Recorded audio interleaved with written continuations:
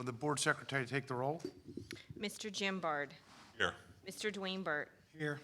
Mr. Levi Kressler. Here. Mrs. Stephanie Eberly. Here. Dr. Nathan Goetz. Here. Mr. Don Hilbinger. Here. Mr. Fred Scott. Here. Mr. Charlie Suiters. Here. Mr. Mark Butterball. Present. Is there a motion to approve the agenda as noted? Move to approve. Move to approve by Mr. Suiters. Is there a second? Second. Second by Mr. Bard. Roll call. Mr. Jim Bard. Yes. Mr. Dwayne Burt. Yes. Mr. Levi Kressler. Yes. Mrs. Stephanie Eberly. Yes. Dr. Nathan Goetz. Yes. Mr. Don Hilbinger. Yes. Mr. Fred Scott. Yes. Mr. Charlie Suiters. Yes. Mr. Mark Butterball. Yes. Motion carried unanimously. Now open the Budget Finance Committee meeting to public comment. Please, just one at a time, all of you. And if you do have a public comment, please come up to the microphone, state your name and your address for the record.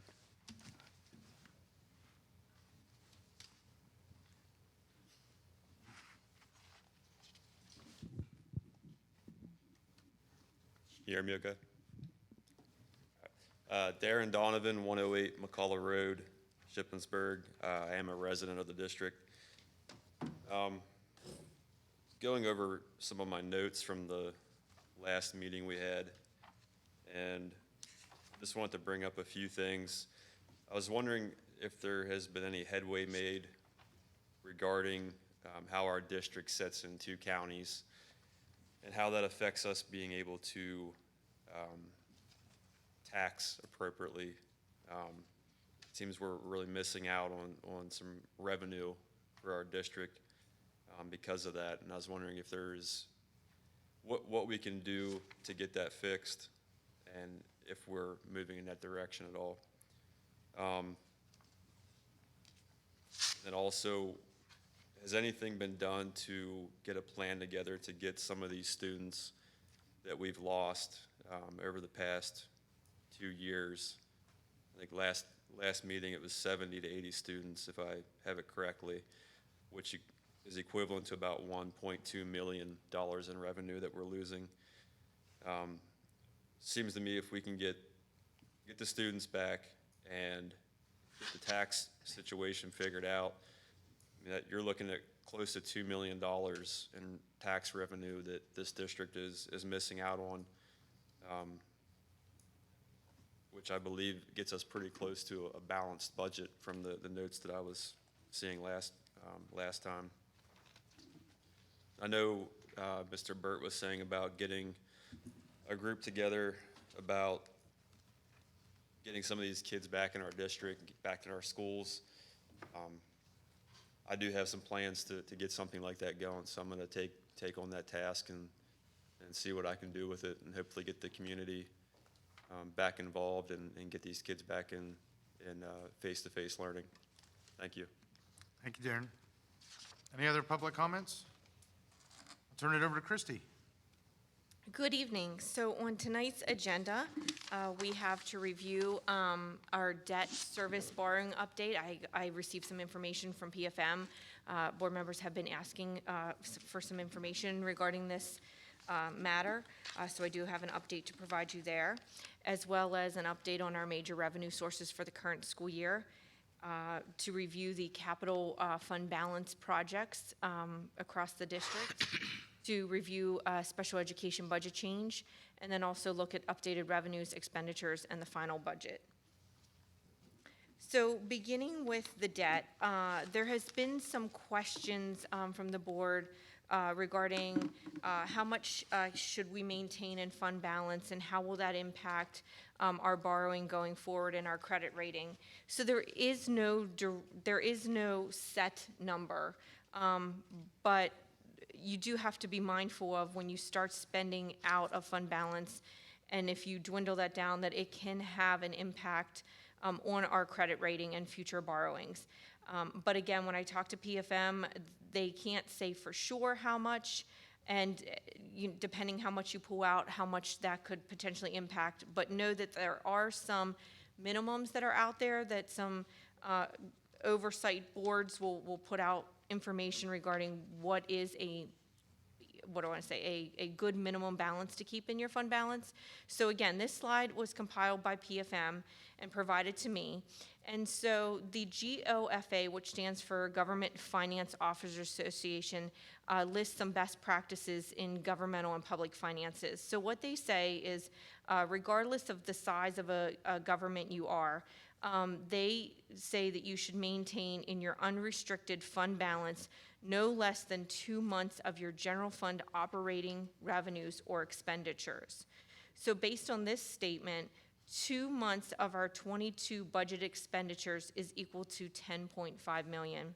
So you can see, based on our 2022 budget, if you glance down below in the highlighted yellow box, our fund balance is right around 10.5 million.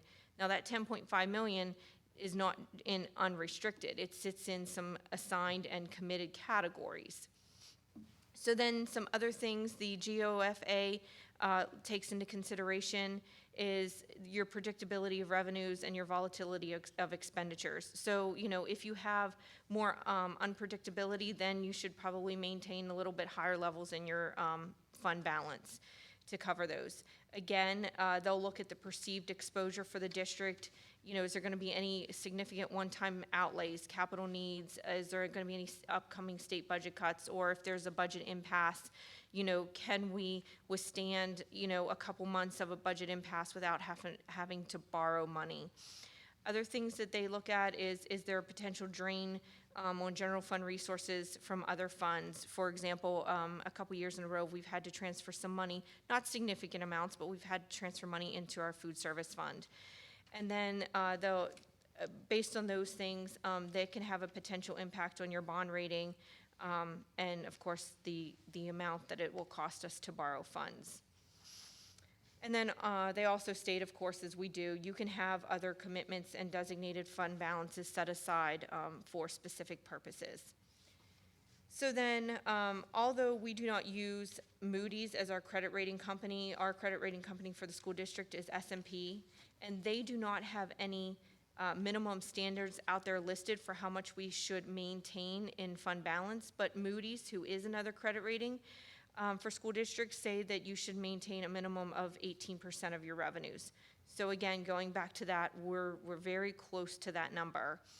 And in that kind of middle box, you can see the history of where our fund balance has been and what our percent of expenditures have been and what our credit rating has been. So over the last several years, we have maintained a credit rating of A+.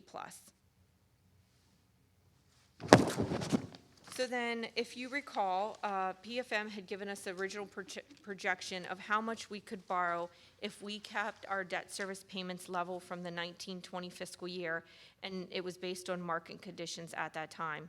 So we were provided a number of approximately 49.5 million that we could borrow to keep debt service payments level. Now keep in mind, that was before we borrowed for the middle school project. So now that we've borrowed for the middle school project, take approximately 10 million from that number, and we would only be able to borrow 39.5 million. However, I have asked for an updated number from PFM based on the current market and based on current interest rates. We would only now be able to borrow about 44.1 million. So that is a $5.4 million reduction from about a year ago. And again, keep in mind that 44.1 million does not include the new debt that we just borrowed. So when you take that out, we're down to about 34.1 million we can borrow. And I had asked PFM, like, if rates were to go up, what does that kind of look like? And so they just gave me, just a number, if the interest rates were to go up 0.25%, in steps 2, 3, and 4, the interest rate would increase by the life of the loan by about just shy of $1.2 million additional in interest that we would have to absorb every time there's a 0.5% increase. Christy, will you say that last bit one more time? So over the life of the loan, if interest rates were to rise at 0.25%, we would have to pay an additional almost 2 million of interest over the life of the loan. Over that 44 million? Is that what you're saying? Or Yes. Mm-hmm. Yes. Well, that would be 34 million. 34, because you can't, She was still basing it on the old number of 44.1.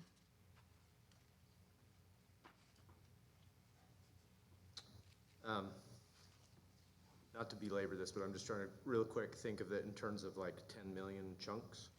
So, am I doing my math right? So if we, a 10 million chunk, every 0.25% increase would be about 300,000 more per year of debt service? Something like that? Right.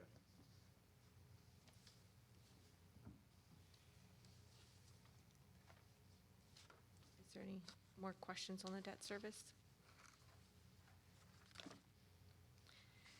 Okay, looking at our current revenues year-to-date, our current real estate tax, just keeping this in the front, we are pretty much done collecting our current real estate tax. Sometimes we can see adjustments being made through June if we have to do a refund on a property. But at this point, we have had no other revenues come in or no refunds we've had to pay out under current real estate taxes.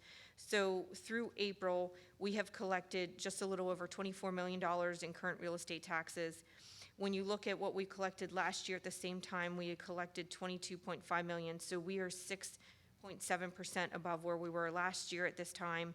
And we had budgeted $23.6 million for our budget. So we are about $400,000 over budget.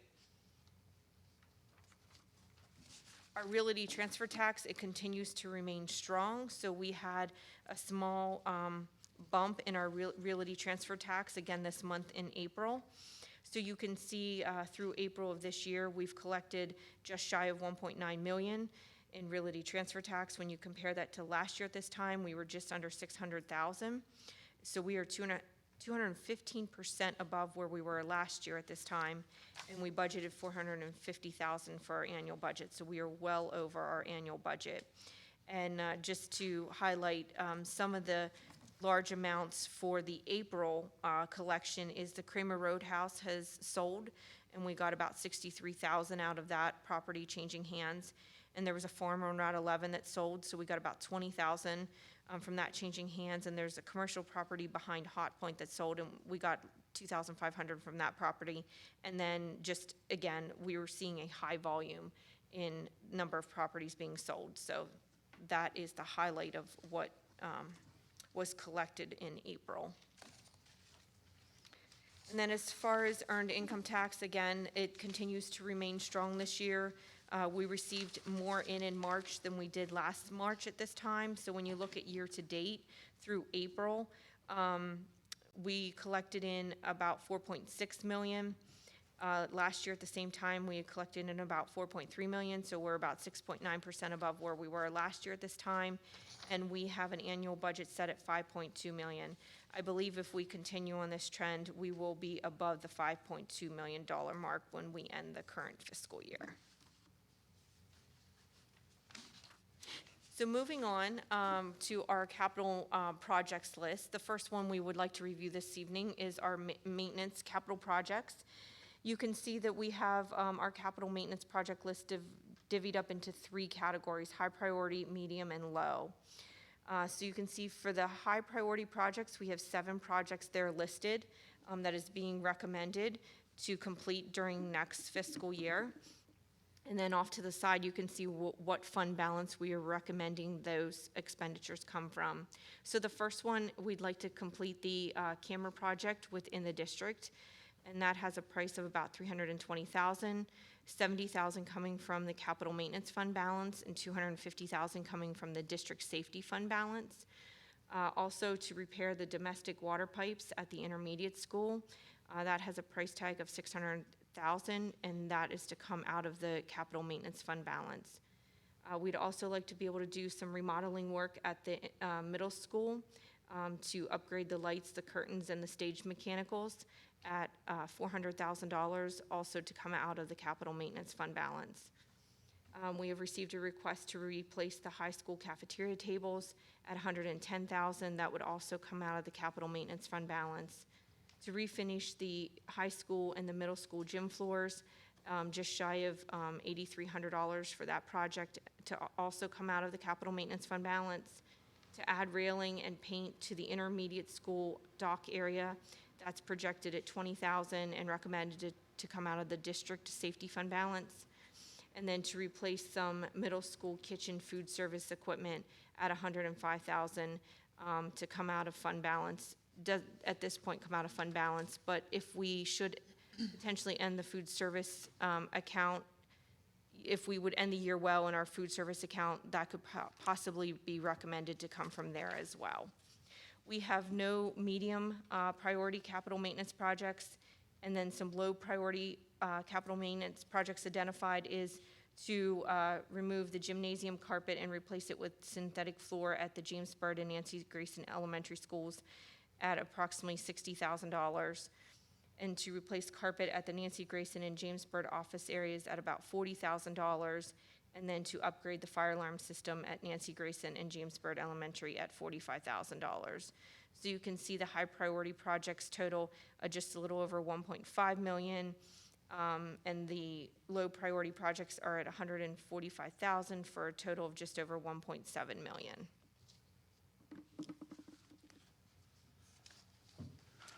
We had previously reviewed the technology capital projects list with you back when we reviewed the regular technology budget, but we put this back on here to keep these projects all together. So you can see at the top, in the 21-22 school year, we recommended using just a little over $38,000 out of fund balance. For the upcoming fiscal year, we're asking to use about $221,000 out of technology fund balance. And you can see there mainly to buy Chromebook cases for our middle school and high school levels, and then to install new interactive panels in all of our buildings, and then to upgrade a server which is used district-wide. As far as our curriculum project list, at this time, there's no planned purchases for the upcoming school year. There could be potential small purchases that throughout next year that we may bring to the board to ask to use fund balance, but nothing large for the upcoming fiscal year. And then for our athletic capital projects, our athletic funds are kept separate from our general fund.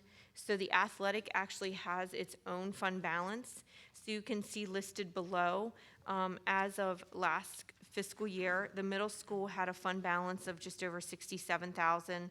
High school has a fund balance of just over $73,000. So in total, we have about $140,000 in designated fund balance for athletic capital projects. And there has been a request made for next fiscal year to replace the swimming blocks, and that estimate is at $25,000.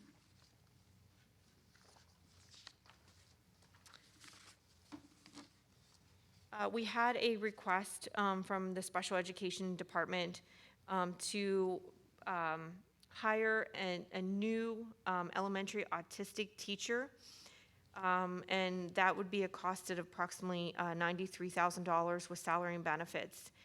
And we have some expenditure offsets that will help cover the cost of a new teacher. We've have 2 placements, either is no longer needed or they are returning into the district. Those 2 placements total a little over $96,000. So the cost difference is actually a savings to the district of about $2,800. That's just this year. That would just be this coming year. That would just be this coming school year, not future.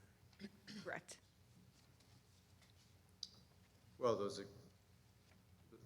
but those expenditure offsets would continue for as long as those students would have been part of the district, right? Is that what you're asking, Tom? Yeah, yeah, yes. Right, I mean, I guess the hard part about that is you never know when students are coming in and out. That certainly can fluctuate.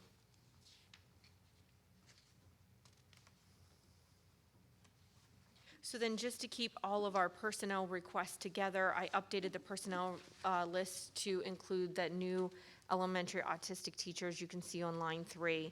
And then no other changes have been made to the personnel list since it was last presented. So you can see there's a list of 14 items that is currently that was built in the proposed final budget, except the autistic teacher, that's a new addition. And you can see the grand total of that expenditure is just over $1 million.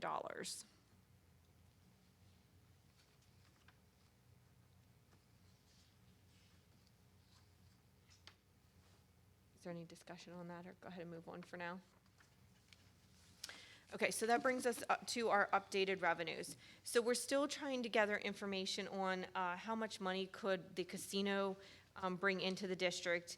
And so far, we have only been able to locate one other school district in Pennsylvania that has a casino in which they collect mechanical device tax revenue. So you can see that is the Lady Luck Casino in the Laurel Highlands School District. And I did do some research, and I found that that casino had opened in 2013, operates approximately 600 slot machines and 27 table games, and the district receives a little over $16,000 in mechanical device tax revenue. So I was trying to compare that to the casino that's to be coming into our district, and based on articles that I had read in the newspaper, the casino is projected to open in our next fiscal year. It's to contain 600 seats for gambling, and it's not expected to have any table games, just slot machines, and some of the machines are to play like table games, but I believe from the article, they're to be all slot machines. So I don't know if Laurel Highlands is a good example, but that's the only example I could find in which they collect mechanical device tax revenue, and it seems like this casino might be a similar size to Shippensburg. And then I'm not sure if you have heard, but the state has increased its Homestead, Farmstead allocations to school districts. So what does this mean for our taxpayers in the district? Well, our 21-22 allocation, we received about $922,000 from the state. In the current fiscal year, we have 5,994 Homestead, Farmstead properties, which brings the allowance or a credit on their tax bill to $154.92. So our 22-23 allocation is now over 1.1 million. I have not had the opportunity yet to calculate how many Homestead, Farmstead properties we have in the district for the upcoming year and what that exclusion will be. But just know that that will, unless we have a significant increase in the total number of properties, those folks that apply for the Homestead Farmstead credit should see an increase in that credit for the upcoming school year. Once I have that amount calculated, I will certainly share that with the board. So where does that? I'm sorry if I'm the only one that doesn't understand this, but so does this mean that when you have the Homestead Farmstead designation, then you pay less property tax to us, and so then we get reimbursed from the state? Is that? That is correct. So for us, it's a net, it's no additional money to our budget, but the taxpayers could actually pay less if they are enrolled in the Homestead Farmstead Okay, but in program. terms of our budget, it's not gonna matter. It just means that we're gonna get less from the property taxes and more from the state. Correct. Okay, thank you. So where does that bring us? So at the last Budget and Finance meeting, we had estimated revenues at 58.5 million. And I see a correction that I need to correct. It says no tax increase. That did include a tax increase to the index. So I'll make that correction. So then, since the last meeting, Mrs. Woodall had presented an update on the ESSER grants at the April 11th board meeting. So then I have taken her information and updated the budget to include what she is estimating to spend next fiscal year. And so whatever we put in the expenditure line items, the revenue line items should match. So based on that, I was able to add approximately $215,000 to the revenue line item. And so that brings our total revenues to just over 58.8 million. And then the last I presented our total expenditures to be just over 60.1 million. And since then, we've needed to update the budget for a few reasons.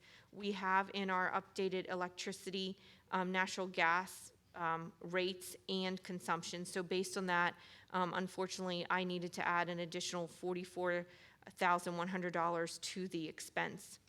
And then I continue to make personnel updates as they come in. We now know who's going to be the permanent Nancy Grayson principal. We have the replacement for Mr. Miller, and then also the Essers personnel. So based on all those changes, I was able to remove a little over $34,000 from the budget. And then we also have in our benefit cost rates for next year for medical, dental, and vision. So I had originally projected medical rates to go up by 6.5%, but based on our renewals, our rate is only going to go up 5.44%. Our dental and vision, I had estimated to go up 2%. There is no rate increase for dental and vision, so I was able to pull out a little over $66,000 from the budget. And then watching our substitute teacher costs, they are continuing to increase. So we needed to add an additional $182,000 to the budget, as we are projected to end this year at $840,000 in our teacher substitute cost. So that brings our total expenditures to just over $60.2 million. So when you take into the new revenues and the new projected expenditures, that brings us to a deficit of just shy of just over, I should say, 1.4 million. Using a small amount for our PESERS retirement contribution increase of a little over 78,000, and then using the rest of fund balance to balance the budget at just shy of 1.4 million. Christie, do we, I remember last year we talked about the substitute. Do we still, remember we talked about the, Mrs., we're going to hire our own, with hiring a substitute within the school district ourselves. Are we doing that, or are we still using ESSER? Yeah, we're still using ESS, and we plan to use them that last year. There has continued to be conversation about another service. I know LIU is using, next year is going to use, I think, Kelly Services. And the other districts are interested to see how that goes. But at this point, we've continued to use ESS. To do it in-house, I'm fearful that that's just going to create a greater burden on existing staff. But at the same time, there's been discussions with regard to, what we're getting for that cost and the expenditure.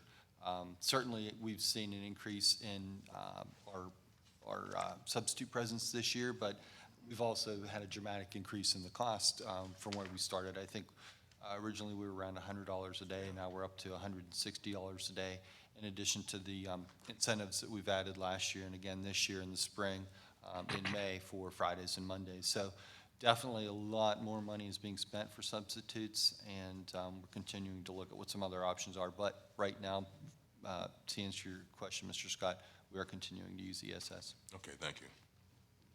So I have a question in regards to the personnel updates. So I'm not seeing, as far as positions that were discussed, like an assistant superintendent, and other anticipated salary changes. Yeah, so that folded into, that position folded into item number 6. We just had it listed as Director of Elementary Education and Curriculum, but that could look a couple of different ways, because we had talked about having an elementary director and a secondary director, and the possibility of having one of those directors, and in this case, the possibility of the elementary director could be elementary assistant superintendent or secondary assistant superintendent. So that's where that dollar amount that we have there is what we allocated for that. One other question, comment, as far as the staffing requests, I believe that, I'm almost certain that I'd seen that there was a request for a math interventionist at the elementary level when we were seeing requests. To my understanding, I believe that the only math interventionist currently is at the 6th grade level. Is that correct? Yes, there was a request. Forgive me for a No, moment. and if On you the go to the last page of your packet, I included the personnel requests that were not included in the proposed final budget for your reference. So you have the fund balance and the other personnel staffing list. And you can see the math interventionist that was listed at the intermediate school.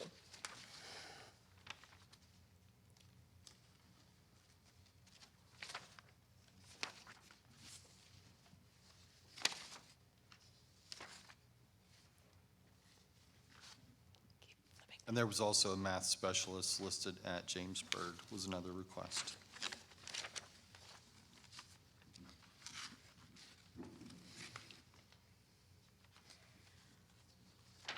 Knowing the impact that the pandemic has had with the students and, setbacks that we're seeing, when our students are hitting the middle school level and they are getting ready to explore the exploratory STEAM, which also requires strong math skills, I think that it's imperative that we have this early intervention at the elementary level that possibly, hopefully, maybe we wouldn't need it so much at the middle school level, and to set the students up for success by intervening at an earlier level and addressing some of these concerns before they get to secondary. I would really encourage the board to look at some of the other staffing requests, and I think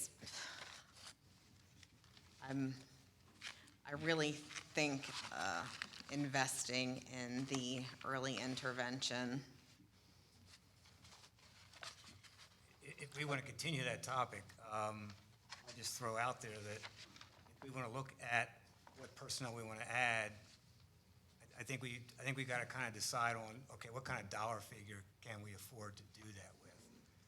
I looked at some anticipated 23, 24 expenditures, just based on contracted or anticipated salary increases. And in 23, 24, those increases would eat up the entire amount that we're getting this year by taxing to the index. That's just based on current staffing. We're going to have like $600,000 in additional teacher expenses that year.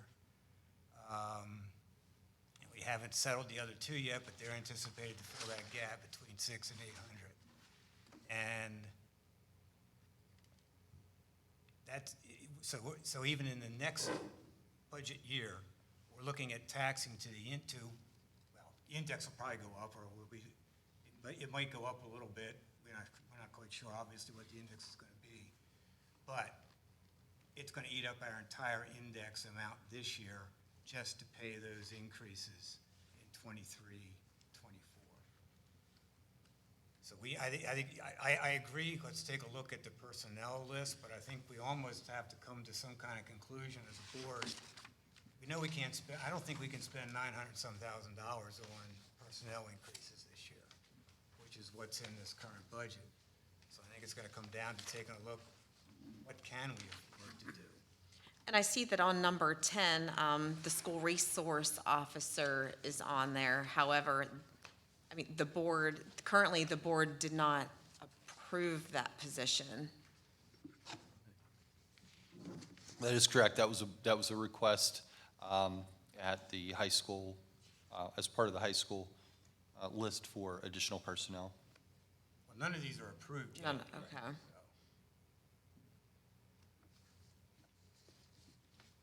And I think it's a very good point, Mrs. Eberly, with regard to the need for math interventionists.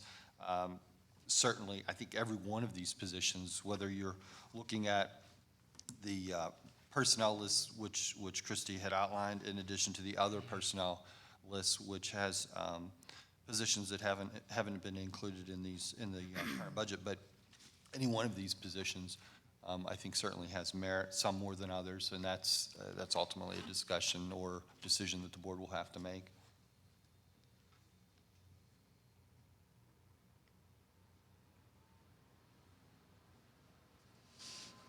Or when do we make that decision? Well, I mean, the budget process, finalizing the budget and the positions that are contained within that budget is effectively one way of doing that. I mean, to have those dollars designated for the next budget year.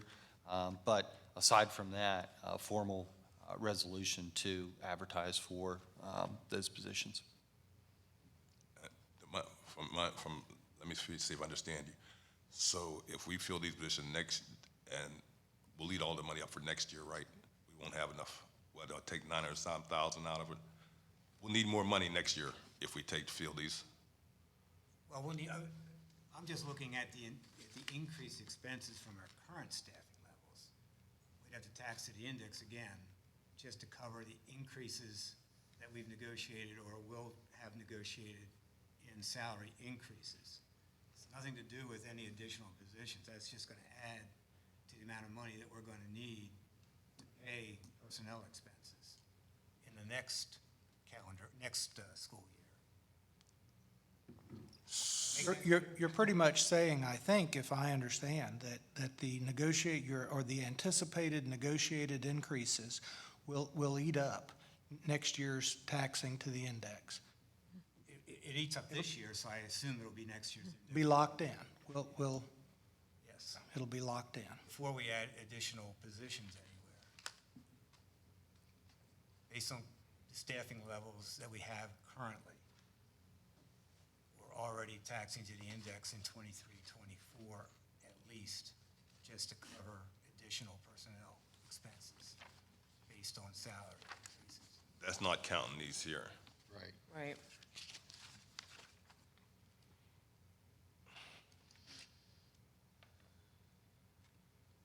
I think we all did agree earlier in the year anyway that whatever we title it, assistant superintendent, is something that we're gonna need, and that's, $150,000. How much more beyond that can we go with additional positions? Right now, all of these are gonna be funded by taking from reserves. They're not gonna come out of tax revenue. One thing I thought about was putting most of these on some kind of hold till we get the final numbers from the state. And any additional funding that we get from the state, whether it's the normal allocation or the, I forgot the term already, sorry. Level up. Project 100 or level up funding. If we find out we're going to get more than what we've currently budgeted for, if we want to take any of those additional funds and pay for any positions, but that's something we won't be able to do until after the state budget gets passed. That's a question I have. This is my third budget I've been to, and every year we take out money out of the fund balance to supplement the expenditure deficit. But our fund balance never goes down. Why is that? Can you tell me something? Well, it's a combination of things. I would say there's not a simple answer to that, but some of those things are increased revenue through, like Christie had indicated, increased revenue through realty transfer tax. So when you have the transfer of a large property, it's not something you could have budgeted for, but it shows up on the books, and so that means that, and I'll just use an example. So if there was a large facility that sold and increased your property transfer or your realty transfer tax by $200,000, well, now that's $200,000 that you had originally planned on pulling out of your fund balance, which now you don't really have to because that's extra money that you weren't counting on. There are a variety of reasons. Last year I can look back to when during the pandemic and the use of substitutes, we saved a lot of money. There was not early on. There was not a use of substitutes, so we saved money there. So every year it looks a little bit different, Mr. Scott, to answer your question. But you budget for what you know with your expenditures and your revenues. then at the end of the year, when you reconcile that, and if you had an increase in revenue, or your expenditures weren't as much, well, then that's money, I hate to say leftover, but let's say it's leftover out of your budget, or money that you don't have to pull out of what you intended on pulling out of fund balance. So, yeah, there is always, it's never going to be equal or level, and that's actually a good thing. It's a good thing that we end up. Another good example is, going back to Christie earlier, had talked about the bond financing. And so we know that our debt service has been going down for the last several years, while what we've done is to be fiscally responsible, we've budgeted for that existing debt service. So we know right off the bat, there's money that we have dedicated to debt service that we're not going to have to spend on that high level of debt service. That's going to be money that would be left over that we wouldn't have to pull out of fund balance. So we won't know exactly the year's deficit until the end of the thing. So this is just a projected deficit. Yeah. When all the state taxes come in and everything else, that's when we'll know exactly what our deficit is. We generally don't have a firm idea until about October. Yeah, that's what I'm when we saying. start to balance the prior year's So what I'm, expenditures and revenue. okay. I don't want to get away from a discussion about personnel, but I did have a question that kind of relates to the whole fund balance thing. I guess I need a refresher course on, because it's handled differently now than it was my previous tenure, and that is the capital project list now coming out of fund balance. If I'm looking at these figures right, and just in rough numbers, it seems as if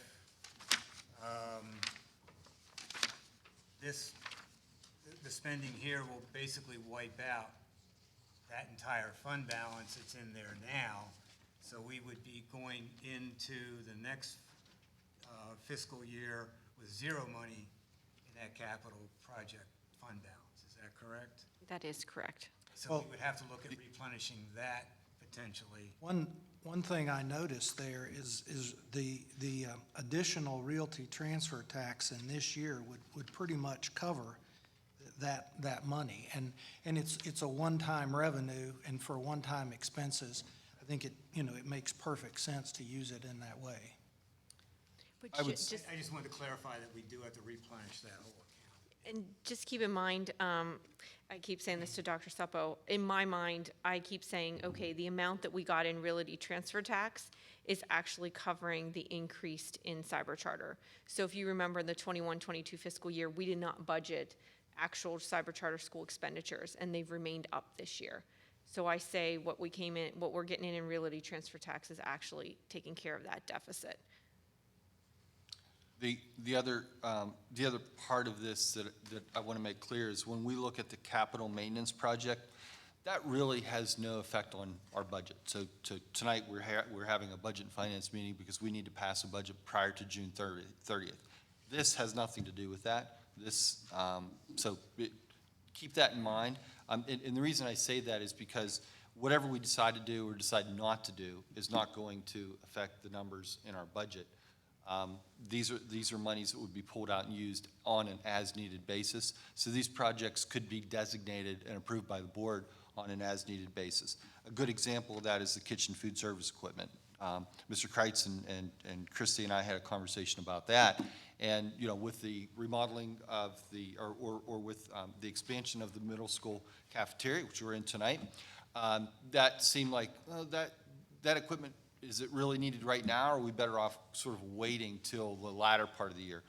Certainly, that's something in our conversation. It made sense that if we purchased that, that would be toward the end of the 22-23 school year with the expansion completed, and then the upgrade of that equipment. It's serviceable now. It's working.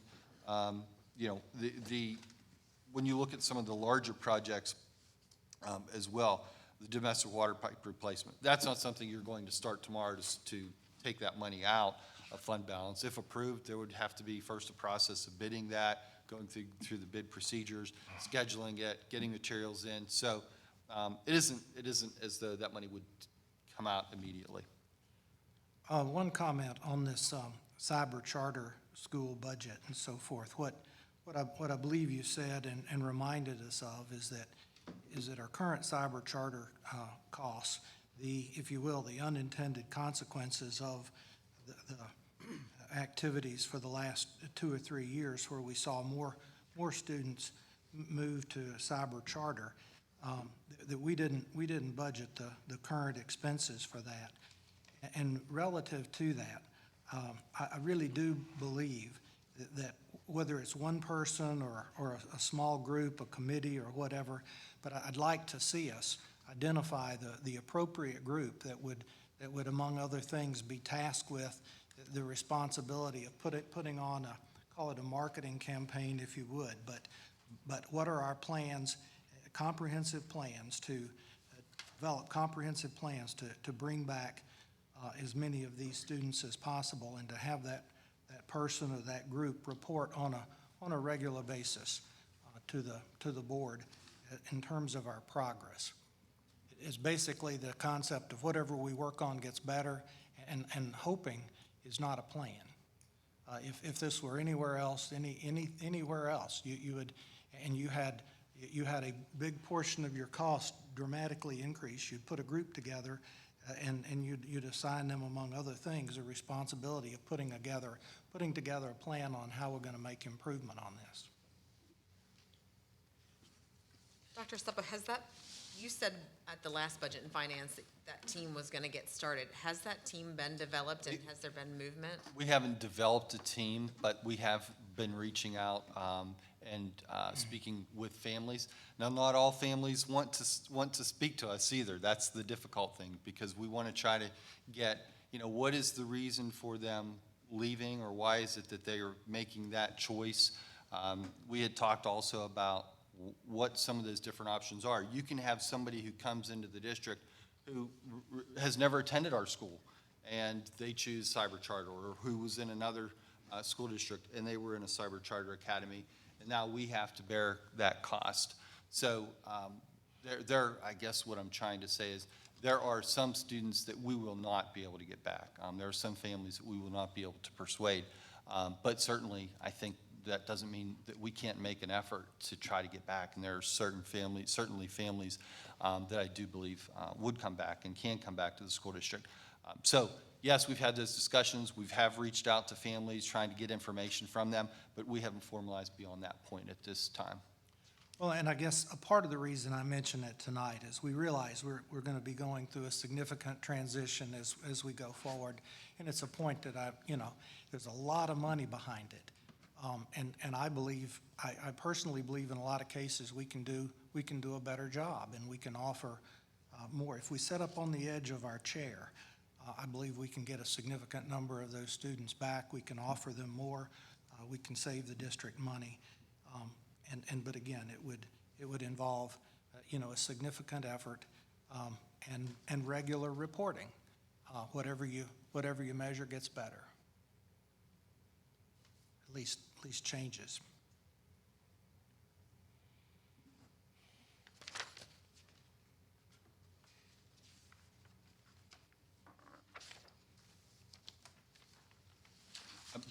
Just another note, and I realize that is not an impact on this budget per se, but as we talk about, and Mr. Scott asked that question about when do we know, and we won't really know until October.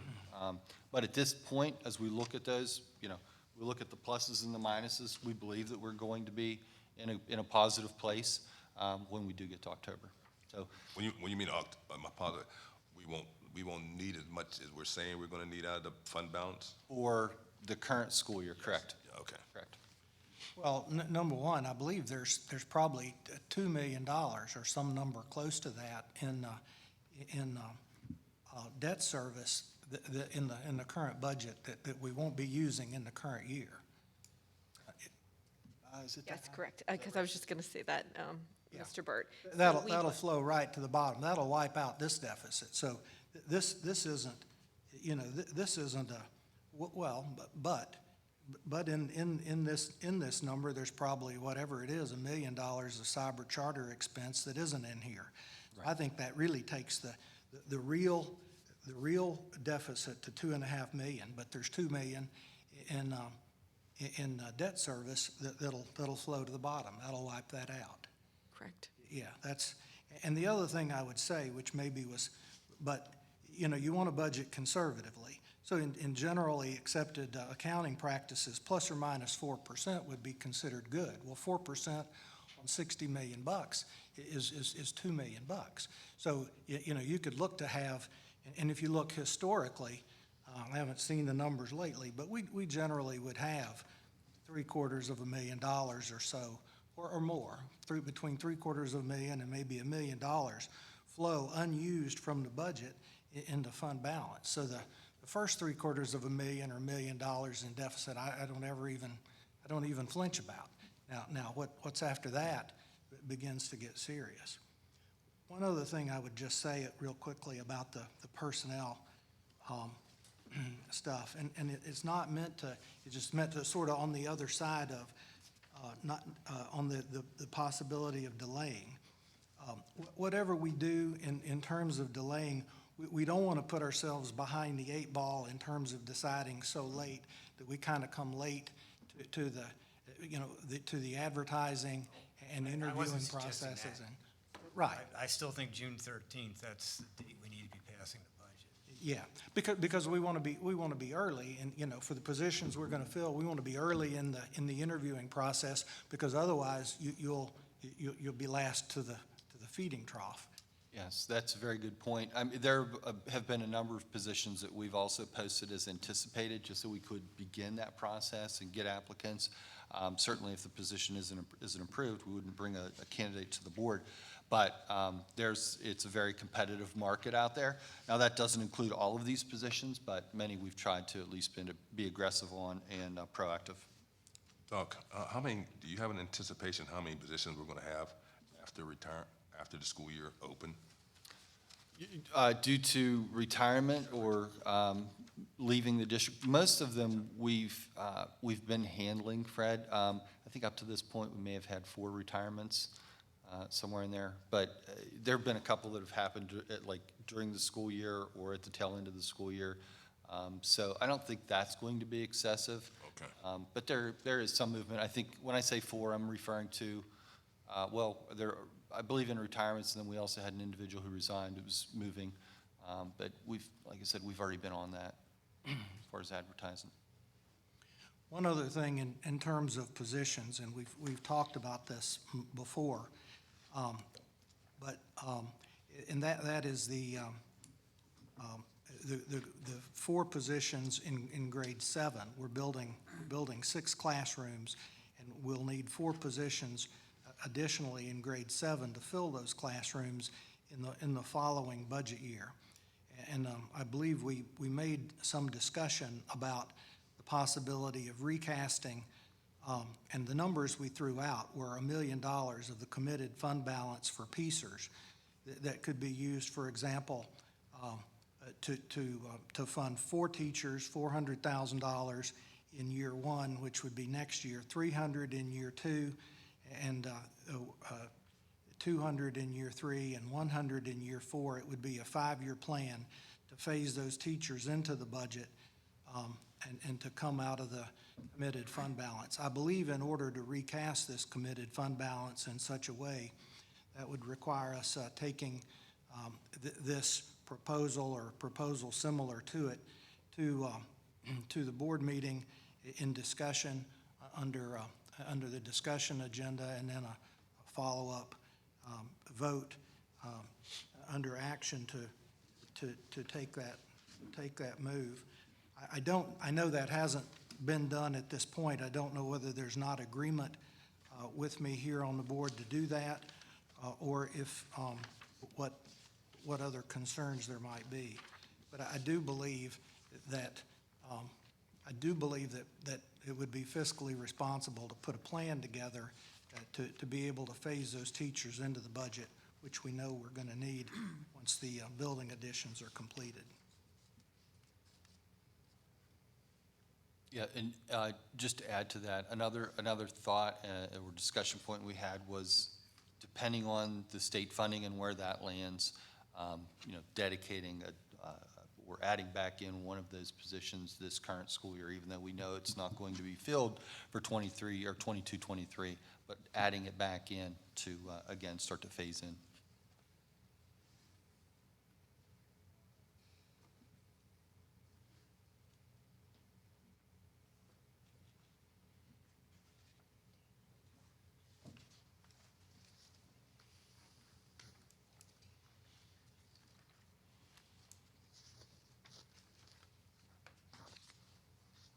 Is that something we need to make a motion on to move forward with? With the gradual utilization of the PSERS funds, that we would have to have a formal approval, but we can, if the committee of the whole determines tonight that the request is for the administration to put that on, we certainly can do that. I certainly feel if we're going to build it, we need a plan to fund it. So official, I mean, if we can discuss it and to move forward, You talking about what Mr. Burt just said? yes, I agree. I do too.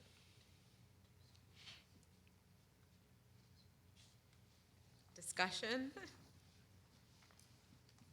Well, there had been talk of taking some of that PSERS money and potentially putting it towards the stadium.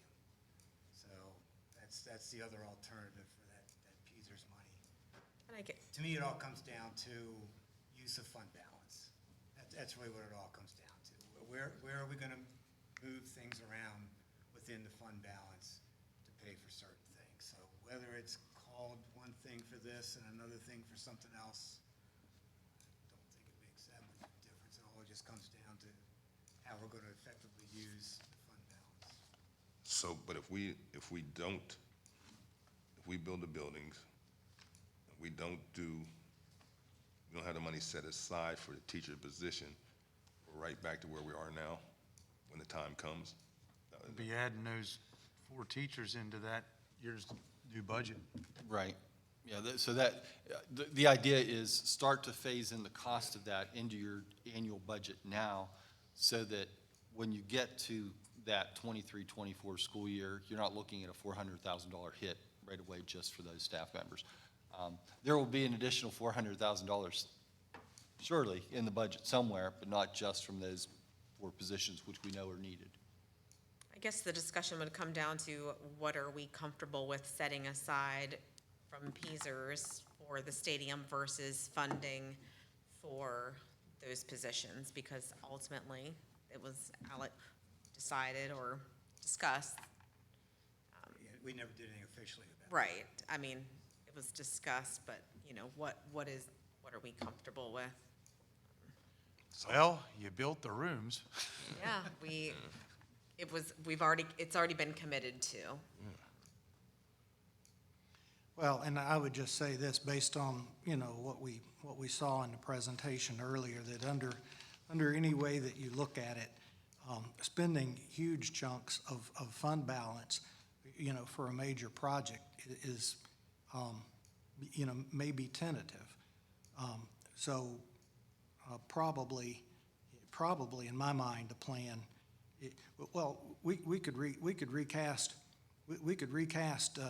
whatever, 2 million of this PSERS into a stadium fund and add that to the 1.8 that's already in the stadium fund. But we're probably not gonna pull the trigger and spend $4 million at once. So I'm not sure out of fund balance, so I'm not sure what we really accomplished.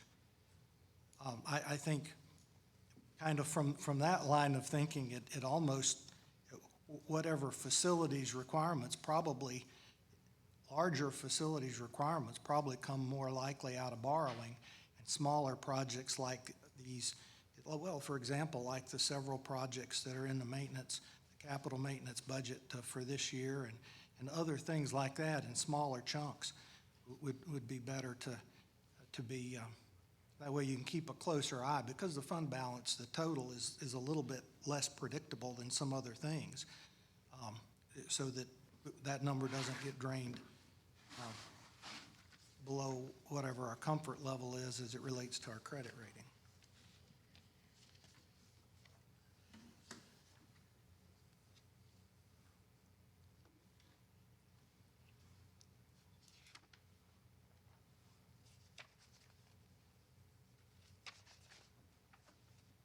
Mr. Kreitz maybe can add some comments to this. I would say, going back to the maintenance capitals project list, there are a couple of these projects that I think do lend themselves to the time of year that we're heading into with the summer and getting them completed, that are on the smaller side.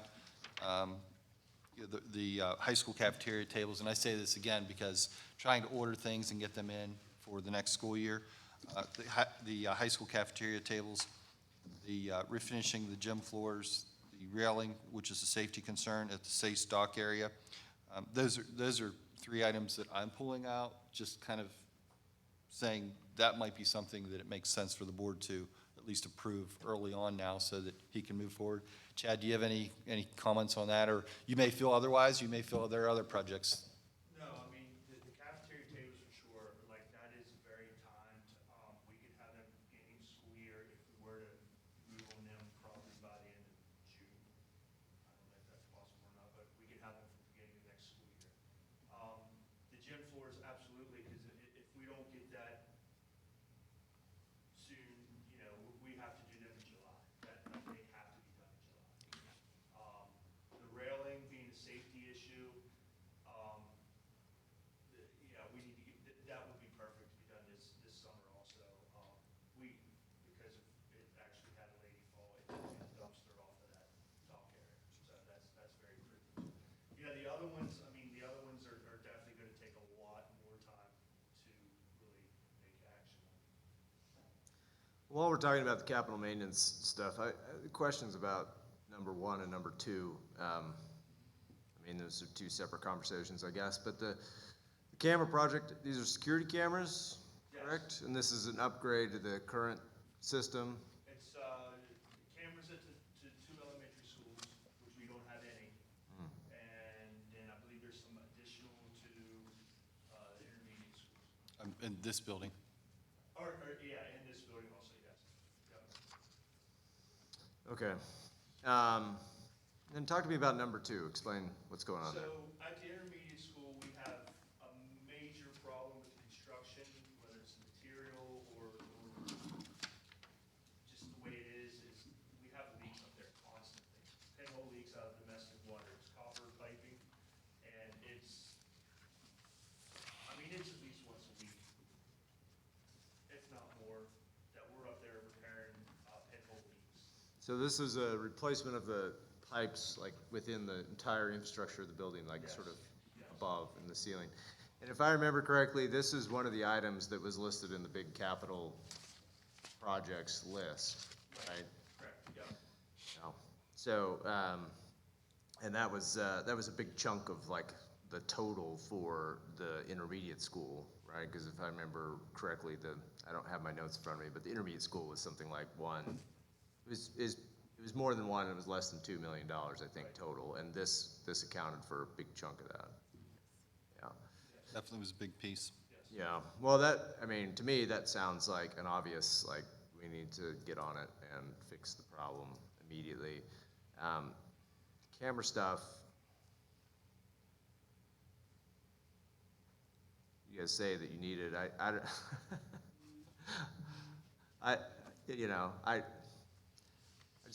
I want someone to give me an impassioned explanation of why cameras are so important to have in our schools.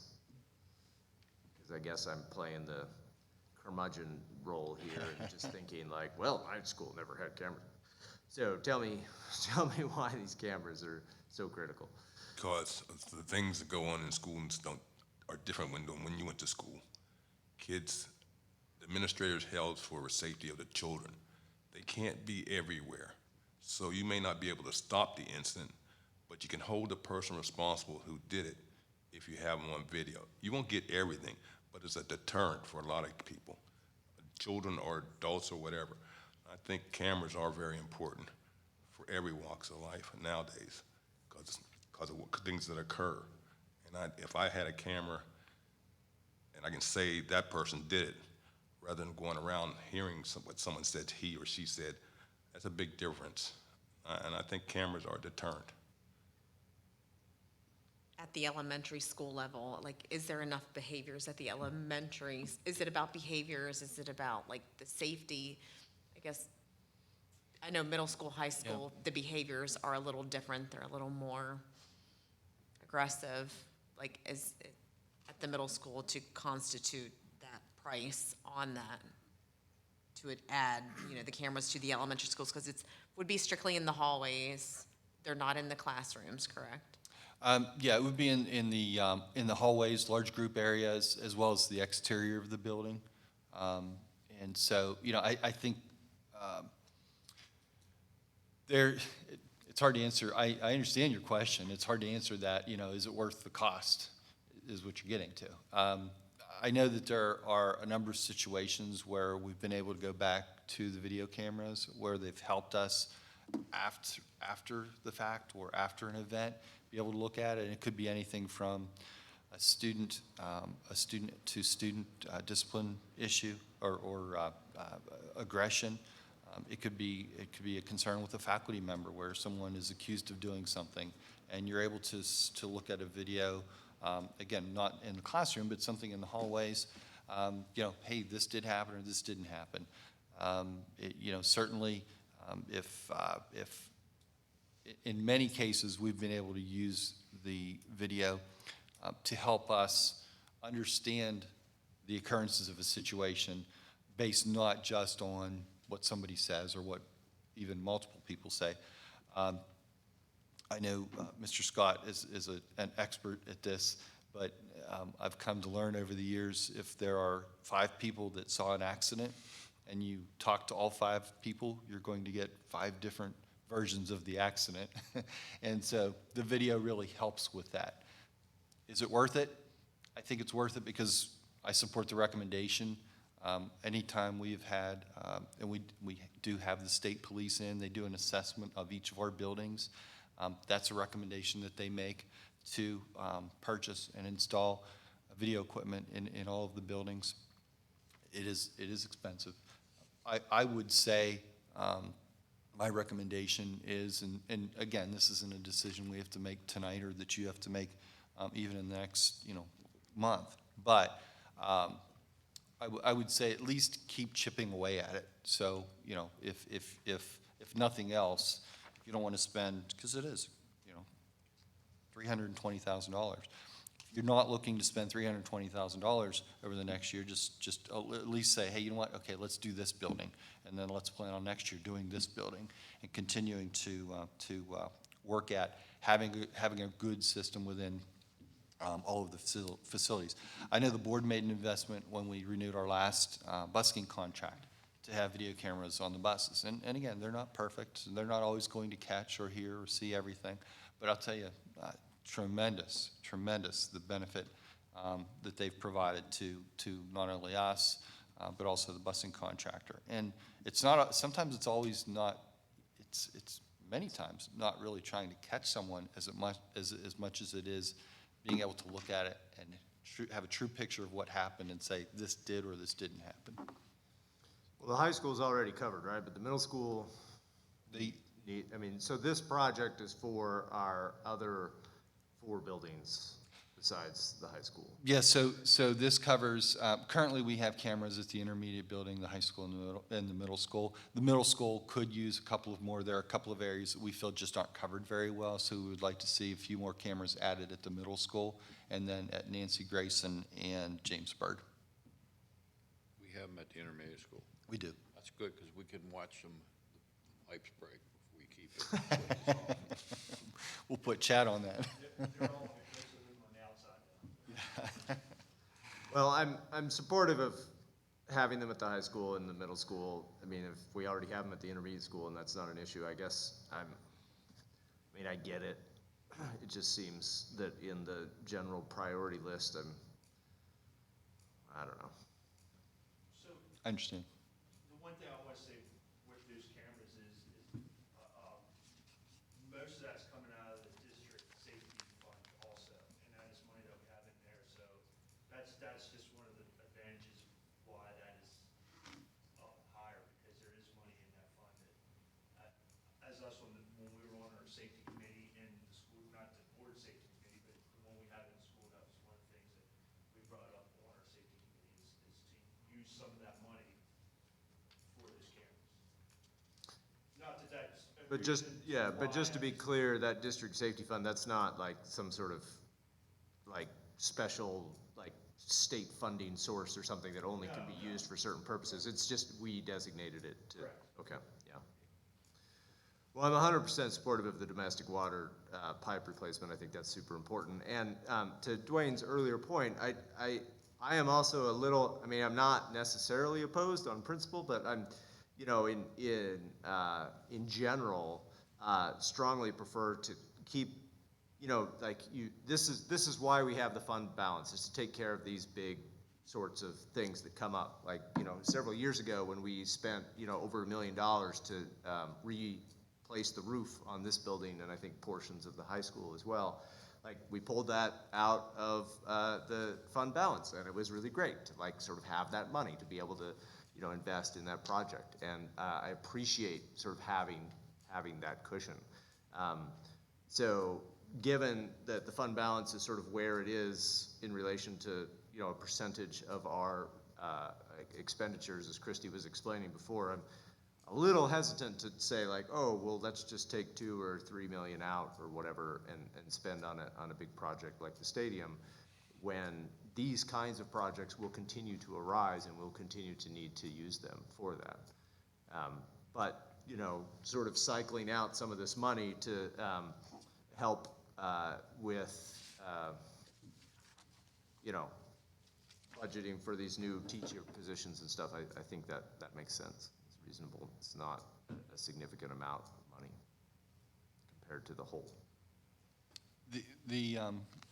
Just food for thought, something to consider is knowing that we basically aren't going to balance the prior year budget until October. I'm not saying don't spend anything.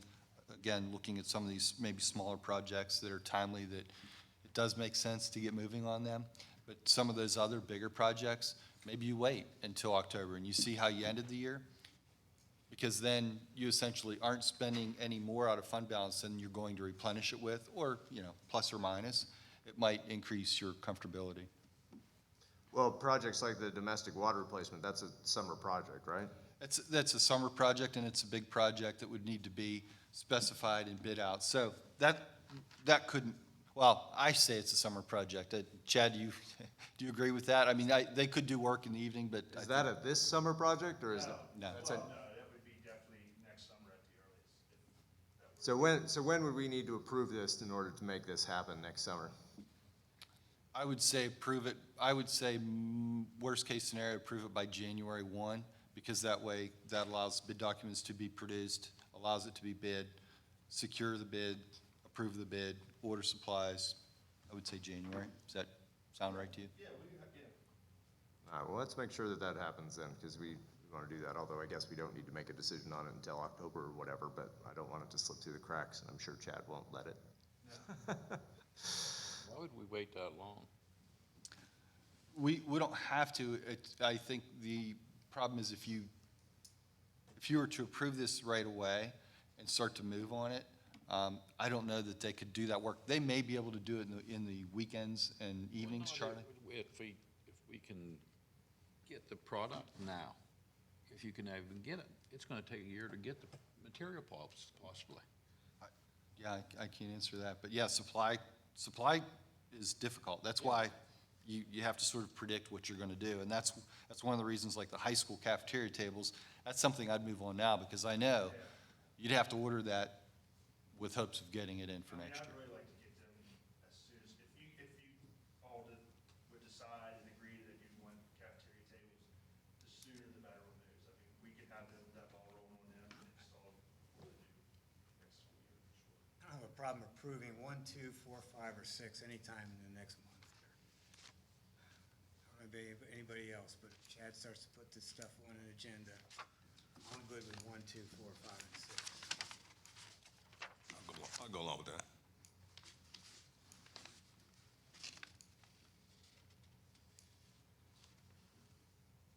So Don, you ready to go whole hog on the cameras? Yeah.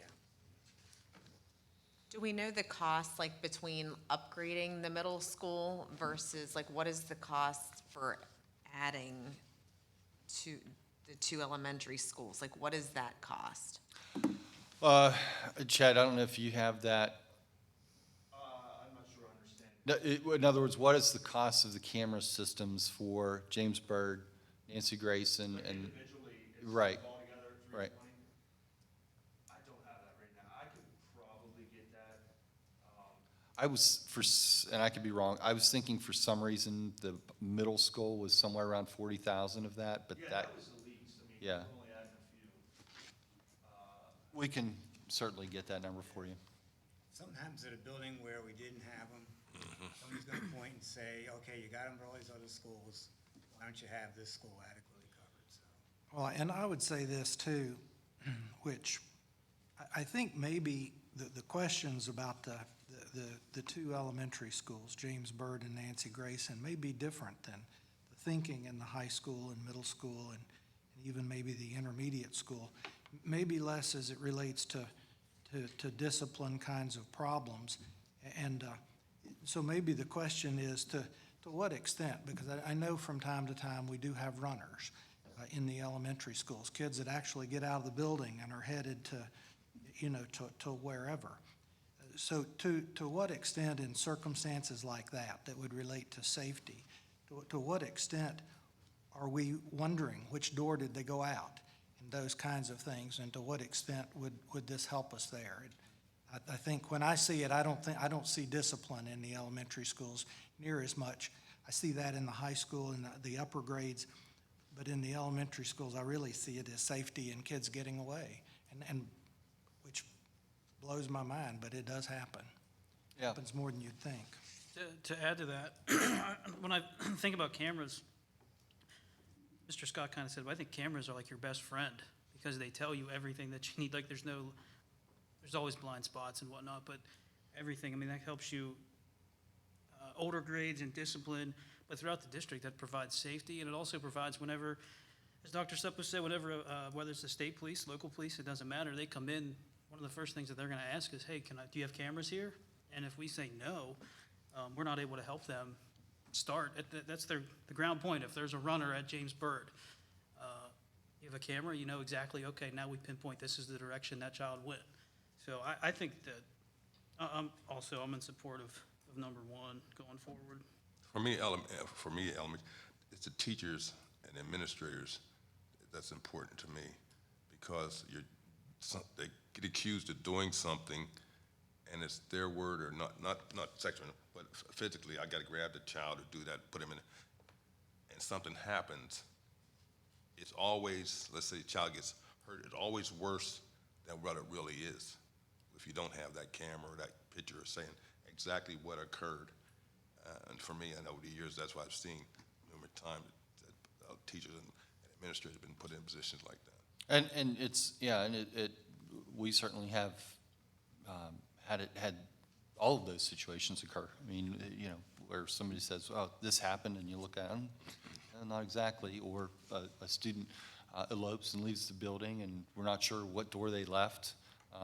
Now, sometimes that's not always real time. I don't want to create the illusion that, we go to the camera system and we're able to, yeah, that's possible. You find out where they went and what door they left. It may be more of like, again, after, sort of after action item, like, okay, what door did they leave and how did they get out, sort of thing. So there's a number of benefits for having them. It's just sort of the world we live in today, unfortunately. Different question. We've mentioned first responders now a few times. If first responders, if we had a situation somewhere in deep within our buildings, do all the communications for first responders work deep within all of our buildings, deep within this one or the high school or other buildings? Or do we have that answer? And if, in other words, do we have the repeaters or whatever in the building such that their communication devices work deep within our buildings, or would that be problematic? And if so, what would it take to fix it? I know that there was a repeater installed, I want to say maybe about 3 years ago, forgive me for the location, but I believe is there a water tower on Possum Hollow Road? That doesn't, Sound right? that doesn't do, the high school and and middle schools, communication system is non-existent. Police departments, Inside the building? inside the buildings. We go to different areas, you can't use the police department radios. You gotta use, Well, I'd like to see us, it's maybe off topic here, but I'd like to see us dig into that. That really can't be. We need to get to the bottom of what it takes to that's expensive. try to, well, I was gonna say, I think, because the radios they utilize are different than the radios we have, and forgive me, Chad, I don't know if you know anything about this, but the frequency, and Mr. Scott, I know there's a lot more to it than You had, the handhelds we have. we, Troy probably knows more about it than I do, but I mean, I think between us and between the school districts, we're pretty good, correct? Our internal radios, Internal, yes. yes. But yeah, there are different frequencies and different technology that the police department uses. I know the police, like, some of the repeaters in their cars all along the edges of the buildings, but not in the middle of the building. But we do have the repeater on the water tower. But that's just for our frequencies. Ours, That doesn't do right. anything for the police. Correct. They've got their own repeaters to cover outside, just our building construction doesn't penetrate. yeah, because the radio system police have now, you can't communicate. Once you go inside the police, and once you go inside the middle school, the high school, you can no longer communicate with the police, the officers outside the school. You have to go to a different frequency, and so the people inside the school, all the officers can talk among themselves, but the people on the outside can't hear what's being said. It's a liability purpose for the officers. Is that just because of the size of the building, or what, I guess I'm Yeah, curious what causes that? Different areas of the school that causes that. Just the buildings, a lot of buildings are like that. That's why Shippensburg Borough went to I think Southampton, I think all of them went to a situation where all buildings now, these new warehouses, they all have to have repeaters in them to be able to transmit within the schools, within the buildings. Or utilizing the frequency that the police are using? The repeater kicks it out. and so therefore, it would seem to me be a reasonable thing to point out and a reasonable request to try to get the cost of the fix for that on our radar, to be addressed in some way at some point in time. I mean, think about it. I think safe schools will provide some funding for that aspect, because I know a lot of schools have changed and have, through the state, provide safe schools money. Well, it's not, and it's not a position, I mean, maybe it isn't number one on the list, but since it came up, I thought perhaps we could mention it, because you never get finished explaining it. I mean, we don't ever want to need it, but, think about it. Communication cut off from the outside? I don't think you'd ever get finished explaining that.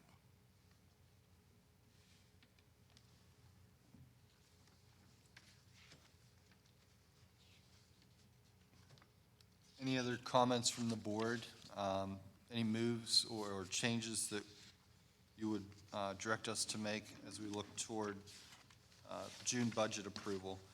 Certainly, as we look to the governor's budget, and we hope to have information by the June 13th meeting, our hopes would be to make any adjustments between now and then. With regard to positions, again, if there are any additions or revisions the board would like us to make on positions, we certainly can do that as well. Can I ask a question? Mr. Byrd asked about that money, setting up the thing. Phasing in. Phasing up. Did we come to a resolution on that, or we're gonna do it later? So, no, we didn't, to answer your question. Right now, we know that there's a deficit between expenditures and revenue and showing utilization of, was it 1.4, Christie, out of fund balance? Correct. Using $1.4 million out of fund balance. Now, Where is that being utilized from? Um, We haven't specified that, but I think the question is, do we add in another position here and phase in the cost of that out of that PSERS designated fund balance? That would just add to the dollar amount that we would be using out of fund balance to balance the budget. So, I mean, I guess what I'm saying is it would be break even, right? So we would increase our expenditure, and then we would move or increase the amount utilized out of fund balance for that expenditure for this year. Is that what you were referring to? And is that describing it accurately, Mr. Burt? Well, I think Phase in of use of my, that my, money. my thought would be to, if we agreed, would be to take, at the upcoming regular board meeting and put on a discussion agenda, the recasting of, and I just used the number $1 million of committed fund balance from the PSERS account to be used in the following manner, which would be to fund 4 positions or $400,000 in next year's budget, followed by 300, followed by 200, followed by 100, followed then, of course, by 0, with the remaining balance to be just applied to the general fund. In that way, you would have developed a 5-year plan to phase in the teachers. 4 in the first year, next year, 3, and then 1 from the budget, 2 and 2 from the budget, 1 from the fund and 3 from the budget, and then the full load to the budget. And then in the following meeting, move that to action and adopt it, because I believe it takes board action to make that. Or there's, that's just one way. There's more than one way. So in effect, if I'm thinking of this correctly, Christie, you help me out here, that really wouldn't affect the balance of the budget at this point. They just, my understanding is they want to reclass $1 million of committed fund balance for PSERS retirement to a committed fund balance for these 4 positions. And like Mr. Burt said, the first year, which would be 23, 24, we take 400,000 out of that. The following year, we take 300,000 out of it, and so forth. But at this point, the action is to reclass the committed fund balance. But even if you reclassed it, even if the 400, my point was, even if you made it $400,000 for 22, 23, it still would not change our budget. Correct. Correct. So we'll handle that at the next meeting for discussion. Be on discussion. Right. Okay. I guess I have another question. Mr. Helbinger brought up about, when we talk about the fund balance and everything, about moving money from the thing to retirement to the foundation. What, I looked through the budget here and everything. Are we involved in the foundation? Separate entity. So should we even be, No, I didn't bring up the foundation at all, Fred. I was just talking about several months ago, yeah, moving, again, doing the same thing we're doing now, yeah, recommitting from one fund into another fund. is, The so, projects, so the project here is not the foundation, is not the foundation? No, oh, no. Okay. No. They're a totally separate entity. So, We're not over the foundation, they're totally separate. Are you referring to the flagship Proud project? Yes. Designation? I Yes. thought that was a foundation. No, well, yeah, and I just said foundation, so. Yeah, that's what I'm getting- Forgive me, let me start that over. The flagship Proud projects, period. No, that $1.8 million is not in any way connected to the foundation. Okay, so, Those are district funds. okay.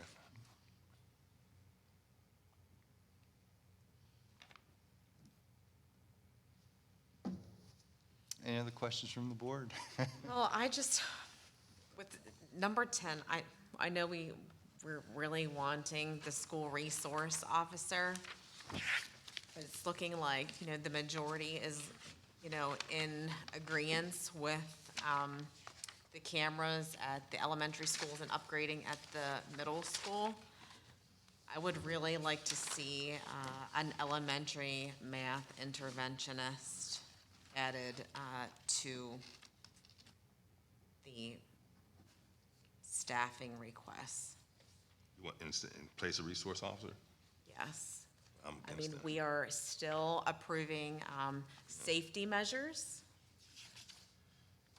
I mean, the school resource officer, was still a safety measure within the school, but I do believe updating the cameras and the system as far as like communicating with the police, I would really like to see that, investigated a little more, but I really think that, looking at the intervention in the elementary level before they get to secondary and other classes start to be impacted by needing the strong math skills and intervening before they get there and identifying who needs help, especially when we have after-school tutoring that we can also, like, once we identify these students, also use that resource, and with the summer school, identifying these students and fully utilizing the ESSER money and getting these students the resources that they need.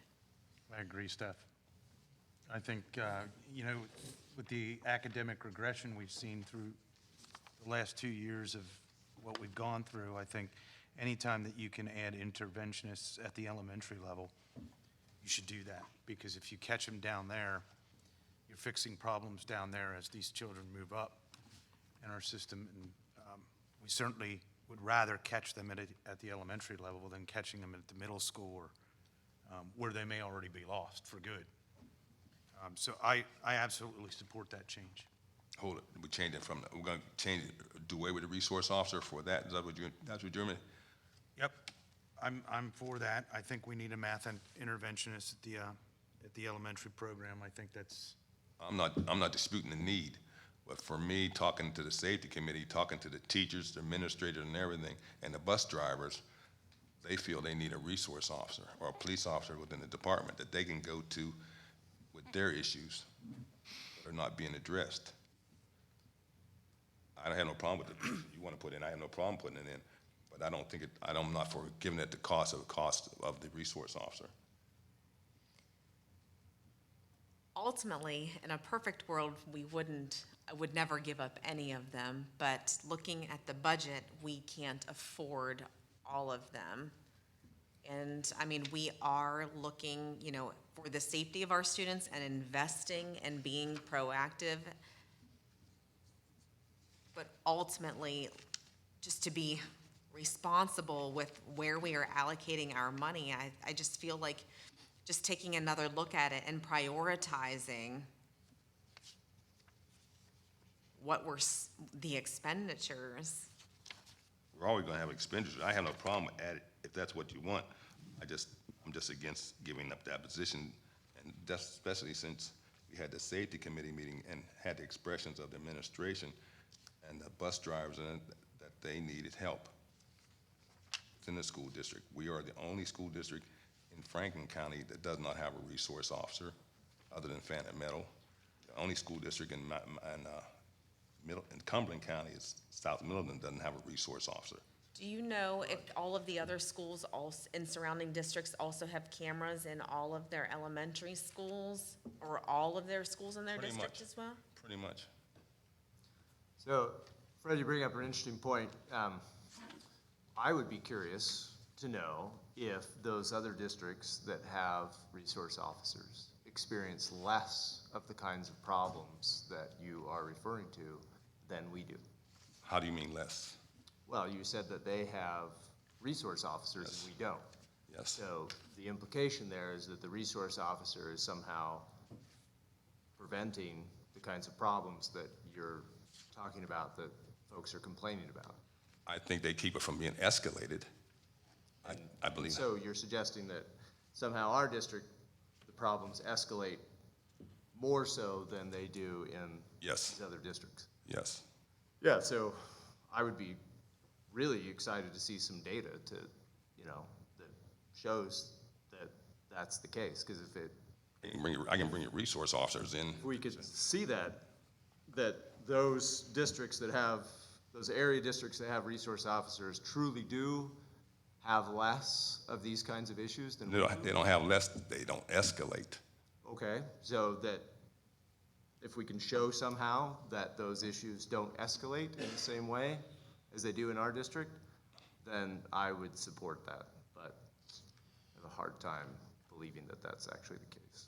Well, I disagree with you on that point because in this district, we have criminal incidents that are handled by Shippensburg Police Department, correct? Other police department, other school districts have resource officers handled within self. Truancy, who handles our truancy, Doc?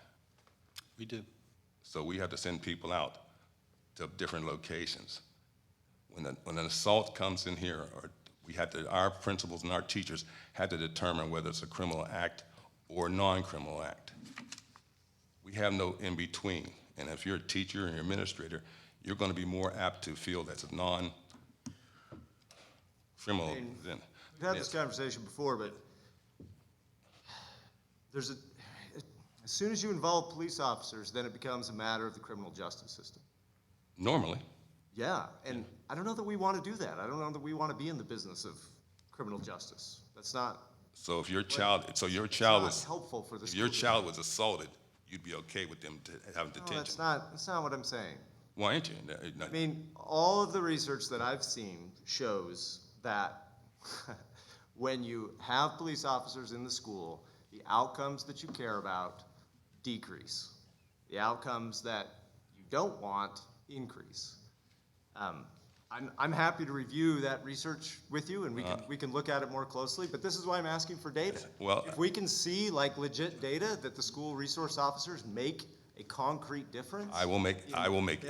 Absolutely, I'll support it, but I think what we're just imagining things, right? We're just imagining sort of that there's a link between X and Y, and I want to see that link. If we can see that link in the data, I can get then the. I'm with you. Pennsylvania has a association of the state has the thing. I will make get that information available for you that shows that why they have resource officers or police officers at school and why the state funds it.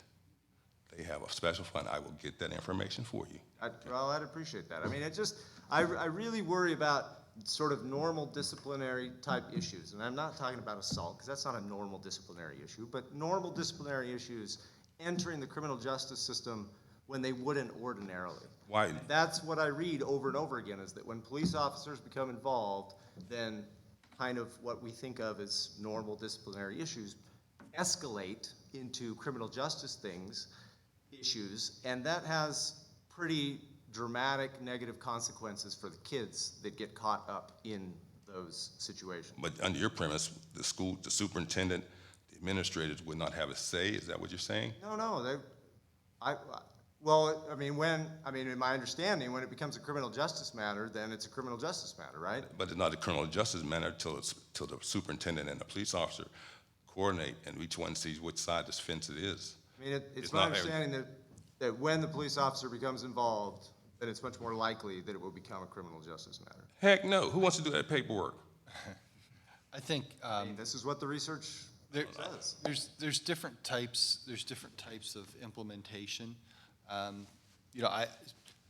can't speak for large institutions, and when I say large, I'm, thinking about, Philadelphia or Pittsburgh or Harrisburg, and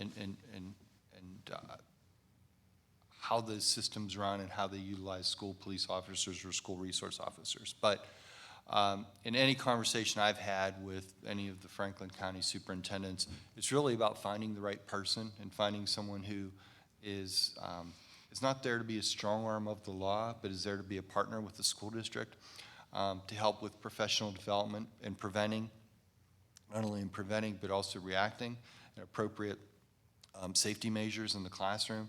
Going in, speaking with kids, creating relationships. It's more about creating relationships than it is about filling out paperwork and enforcement. So that when there is an incident, you can lean on that relationship to really help resolve it. It's having that personality to work with staff and trying to resolve problems rather than create more. It is, at the same time, when you look at the ills of society, guess what? They're all right here in Shippensburg. See, I'm And- glad, And so we have to deal with that at our level when we talk about, whatever you read about in the paper and in the community, we're also seeing that, dealing with that in the school. You saw, there was an article today about a situation at Nancy Grayson where our administration did a wonderful job and how they went about handling that and really focused on the safety of a child and making sure that that individual is focused on the safety of children as opposed to, again, filing reports and criminal charges. So it's the type of position you want to create, and that's really up to this school district. no, I'm glad you made the point about personality, because I think that that is absolutely key. I don't have any difficulty imagining that if you were to choose the absolute right person, that they would be a huge benefit to the district. But what about when you don't have quite the right person? Right, so we can't make decisions based on a hypothetical personality. We can only make decisions about the kind of system that we want to create. And I don't see a protection for the kinds of concerns that I have in the system that we are proposing. If we had that right person, that would be awesome. But I think, I don't know. I mean, just in the cautionary tale that you were, in the story that you were telling, it sounds like there's also a cautionary tale in there, right? That these other districts in Franklin County might have said, yeah, but when you have the wrong person in this position, these outcomes occur. No, and thank you for bringing that up, because that certainly is not the impression I wanted to give. My point was that the other superintendents who I've spoken with have really felt great about the people they have and the contribution that they bring to the school, as opposed to increasing. I don't know, to answer the question, I don't know that a school resource or school police officer is going to prevent occurrences or decrease occurrences. I don't know. But I'll tell you what, it sure would be great to have somebody who would help handle them correctly. Yeah. Well, I tell you, it's final word. I am less concerned about the $100,000 in the budget than I am about the sort of systemic change to the district about having, a school resource officer.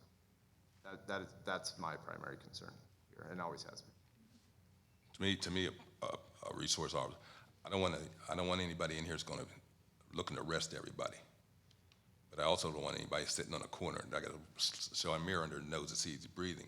I want somebody gonna be involved with the kids, come to sporting events that they can feel comfortable talking to.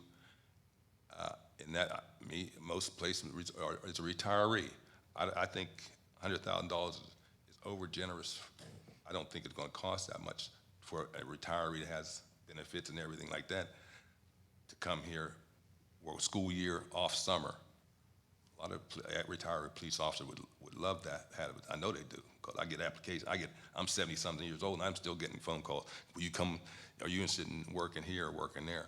So that's what I'm looking for. I'm not looking for somebody to make a name on it, but I'm also looking for someone that the teachers and administrators and the students can feel comfortable with and want to be sociable with in that vein about society. I'll just give you another example. We have 3 social workers here now in the school district, and those social workers, along with building principals, have to make home visits, and sometimes they don't know what they're walking into. And so to have somebody who has training to go with them, that would be a tremendous benefit, just for their safety. I hear you, but on the other hand, it's like, I was just camping this past weekend, and the park ranger came, and he was nice, super great guy, whatever, and shows up, but man, when he comes into the campground, he's got his vest on and his gun, like immediately, like it's prickles everywhere, right? It's like, really? Do you really need to come, like, check on us with a gun? I don't know. In my experience, that generally, that escalates things rather than. So, as Dr. Suppo said, what you see in the real world is what we see here. And from what I've been told from some high school administrators, that they've seen an increase in level 3 and level 4 offenses, which includes include but are not limited to theft, vandalism, sexual assault, drugs, alcohol, harassment, ethnic harassment, et cetera. I think a big thing is the partnership, to be able to consult with local law enforcement, so the investigation is done properly and there's no errors that are ever done within the schools. That's a liability thing for us, because we wouldn't want to invalidate any legal processes. As well, I mean, there's been an uptick, I'm sure, throughout this pandemic of kids with mental health issues, as well as, I'd be willing to bet, drug and alcohol issues. For instance, there's been a couple instances where the FBI has checked into our schools on children that have come up on the radar. That also is a big thing. And as Fred said, we're one of only 2 districts in Franklin and Cumberland counties that don't have a resource officer. And if it's a bad idea, then I would love to be able to find out from one of these school districts who have one, who say, you know what, we wish we'd have never done it, and they take it out of their budget, because I haven't seen anybody do that either. People add this to their budget, they fund for it, and it stays in, so apparently they're doing something right. That's just kind of where I look at that. Again, not to take away from the fact that I totally support the, as Steph said, the elementary math coach or whatever it would be. I do have a question, I guess. One other one is, when I look at this, explain this, how much in number 5 on the staffing request, the English as a second language, just how many students we would impact with that? Like, what would be, how many kids would benefit directly from that? Because I don't know those numbers. Yeah, and I can get you what the numbers are. Certainly, the number of students we've had has increased in a number of years. We also have, Is that? there are a number, Sorry. there are a number of families that we understand are also moving into a couple of new housing developments. So that increases the ESL students. We currently have an ESL teacher, but we also contract services. So we're trying to better utilize the money that we spend to be able to serve more kids and spend more time with them. It is a requirement, so it's quite honestly, if you were to come back to me and say, hey, Dr. Suppa, remove number 5, I'd come back and say, sorry, we can't do that. We really almost don't have a choice there. Okay. One other thing I forgot, just, I saw this week that we're spending like $65,000 a year is what we spent this year in security costs for events, whether that be athletic events or board meetings or concerts, whatever else that may be. I think one thing to note is, if you go forward with the school resource officer, the gentleman that the safety committee met with from Tuscarora School District, in his position, he hires all of his own security and keeps them in-house. And a lot of times they were retired, police officers or whatever that case may be, where right now I'm willing to bet, without discussing contracts publicly, we're probably spending a lot more on contracts than would be if we were to hire our own people in-house for that. I also think, and I mentioned this when we met with the safety committee a few months ago, I think it's a great opportunity to partner with the university, with criminal justice kids, students, in the evenings to come work and be under the guidance of a resource officer or a school police officer to work in an event. I think that would be another way that we can partner. We've all talked about ways we can partner and take best advantage of what we have with the university and vice versa. I think that's a great opportunity to look at. So I just want to, that I saw that number of like $65,000, and that's a lot of money. And as Fred said, I don't think the 100,000. I mean, if ideally, it's like any candidate, though, you have to find the perfect candidate in your mind, whether that is a resource officer, a teacher, an administrator, a superintendent. But I think the resource officer, that 100,000, as Fred said, I think that's a little high. That's your budget for, but you do it conservatively, and I understand that. But I'd be willing to bet that you would hire someone in for less than that. But again, as Fred said, I mean, you may find a retired state trooper. You have no benefit. Most of the resource are, there's no benefits, nothing. They already come with it. So all you're paying is straight out salary. That's our ideal situation. That may not happen, but that's our ideal situation. I think the gentleman from Tuscarora, was he retired, please? Yeah, all of them are. Okay. Excuse me. Frank, Big Springs uses a sheriff deputy. Okay. Everybody else uses retired. Okay. The 100,000 is a higher for year one cost because of ancillaries, but would not expect that the salary is going to be $100,000, nor would I expect it to be anywhere near that moving forward. Also depends whether or not you're going to have them in over the summer. If you don't have them in over the summer, obviously you save money there. And I think, the discussion we've had with regard to creating your own security corps, and I want to make sure I explain that the right way, because I don't mean creating a whole group of officers, but, for them to manage security personnel who would be handling events, basketball, football, volleyball, et cetera. Because then the benefit there is, I think we could do it at a better cost. But I also think we'll get a better service in that they know exactly what we're expecting. They know what we're looking to get from them. So I would anticipate this individual would manage that in addition to, traffic monitoring has always been a problem. Not that I want this person to monitor traffic, but to schedule that and get people to be able to do that. Let me ask this question. Are these in order of priority? Because it occurs to me that, I thought we were told that. They are. well, and then, it really occurs to me that, our job is probably closer to coming up with a dollar amount that we're willing to fund. And let the administration prioritize that, than me trying to use my personal experience to determine between, this and that. I mean, really not our job. I don't think we're gonna be able to find these 14 people either. We still have Vegas that we didn't fill. I think the full-time positions, we will. There are some, I would say we're more successful than we have been, a year ago. But it is tough to get people. But, when you look at the bottom, toward the bottom, item 13, noontime aids. I mean, that's something that's a little bit more difficult to get somebody for. The other thing I would suggest is, rather than the number we have under Director of Elementary Curriculum, I think I'd insert the number to fund the Assistant Superintendent and hash the rest of it out later. Would the board be comfortable with, and we can do that, I think that's a good idea to make that clear. Would the board be comfortable with the school resource officer? What if we, just to be slightly on the slight conservative side, made that 70,000?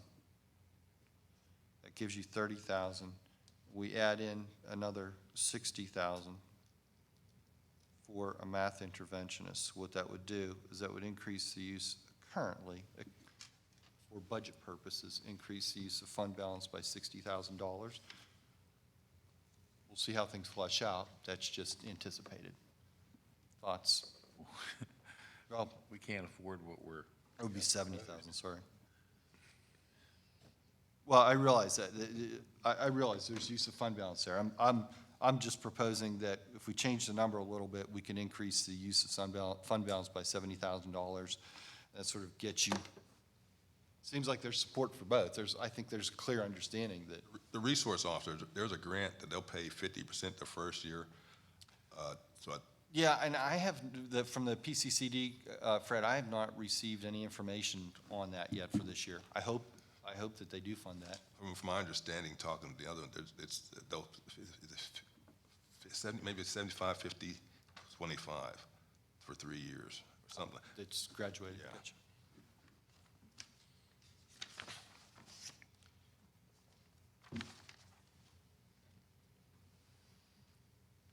Ideas, thoughts? The other thought is come up with a number, and I know that's what Dwayne, I think, was just saying.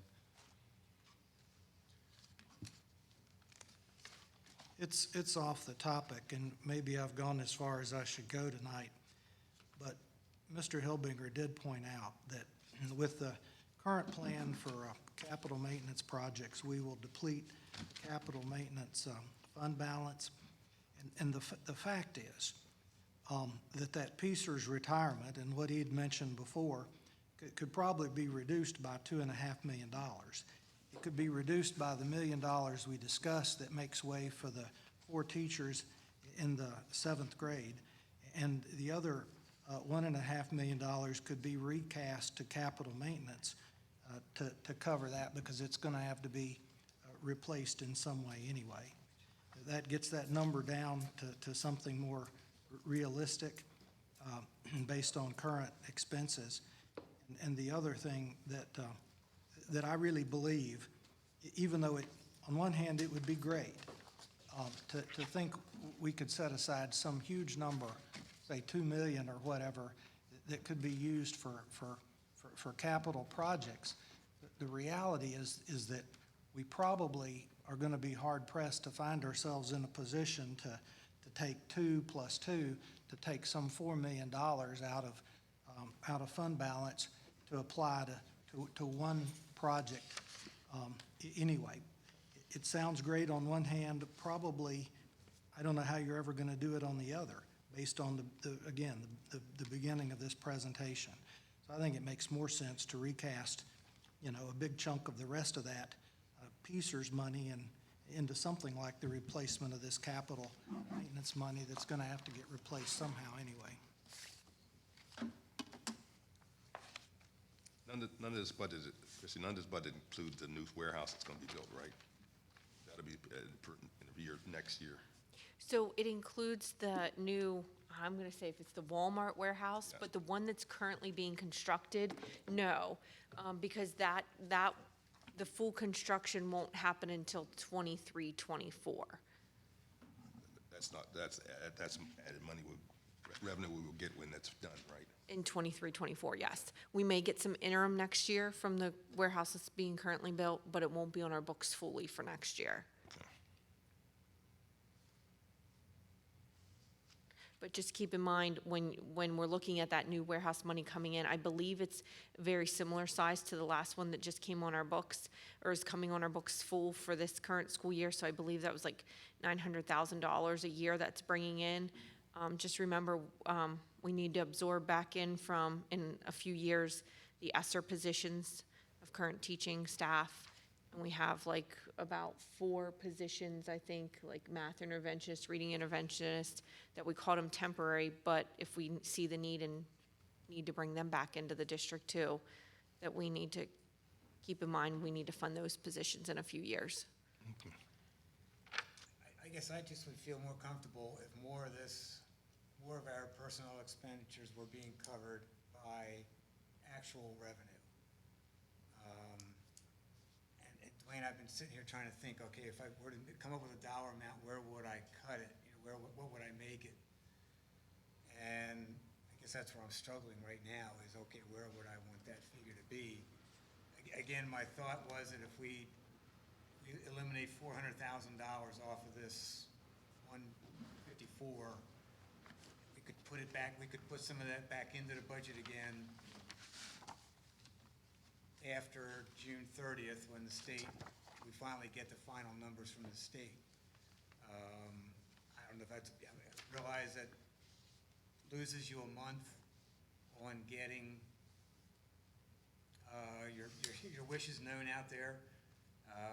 You lose a month trying to hire for those positions. I just would feel more comfortable if we had more of this $1 million covered by actual revenue. But I'm struggling to come up with a figure as to what I'm comfortable with coming out of fund balance right now.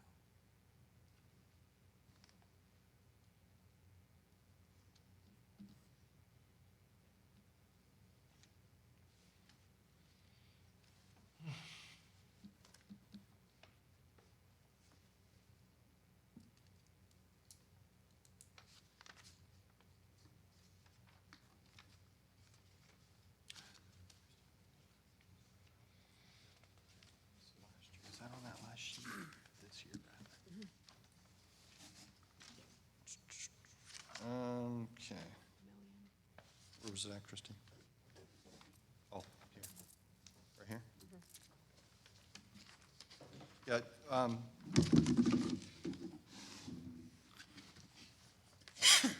on the second to last page, page number 19, Christie has the fund balance spreadsheet. And on that, in the second column from the right, projected use of fund balance for 21-22, 1.44 million. So last year's budget that we, well, I shouldn't say that. Is that the budget number? Current year. But when we approved this year's budget, is that the number we used in the budget, Christie? Do you recall, or did we add that? I don't think that's the true budgeted number. That's what I was looking for. I thought that was the true budgeted number. Okay. I mean, we might have added stuff throughout the year, Okay. but that was the true budgeted number. Okay, okay. So last year, we budgeted 1.4 million. Right now, we're looking at, yeah, Less than that. yeah. I guess my point being, We've done it before. we're gonna get, and again, you don't know how things are gonna land, I realize that, but we're fairly confident, Christie's gonna kick me, we're fairly confident we're not gonna use that. I agree with that 100%. But we've also started to come up with other uses for some of that money too, so. God, just like a merry-go-round. I was trying to make you feel better, Don.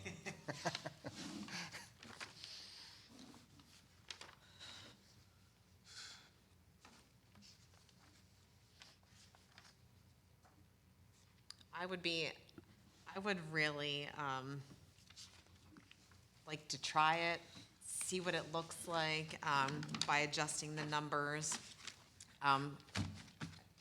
Whether we were, conservative on the numbers, even, the 70,000, I think that would cover a resource officer. Now, it's not, I don't believe that's going to cover salary, a vehicle if they need a vehicle, but it would cover the position and the basics of the position. And to get the math interventionist on there, see how that kind of pans out, if it's feasible, if we don't try or plan. I support the school resource officer. I sat through the safety meeting with the resource officer from Tuscarora. He did a great job explaining what he does, the positive influence that he has. I really support that. I know administration has been asking for that position. I would love to approve every position that administration is requesting, but I'm also hearing, staff, this is also a need, and I really think and believe wholeheartedly that early intervention, especially with the pandemic and the regression, that we really need to attempt to make this happen. That'd be like a teaching position? Yeah, it is. It's a specialist. Okay.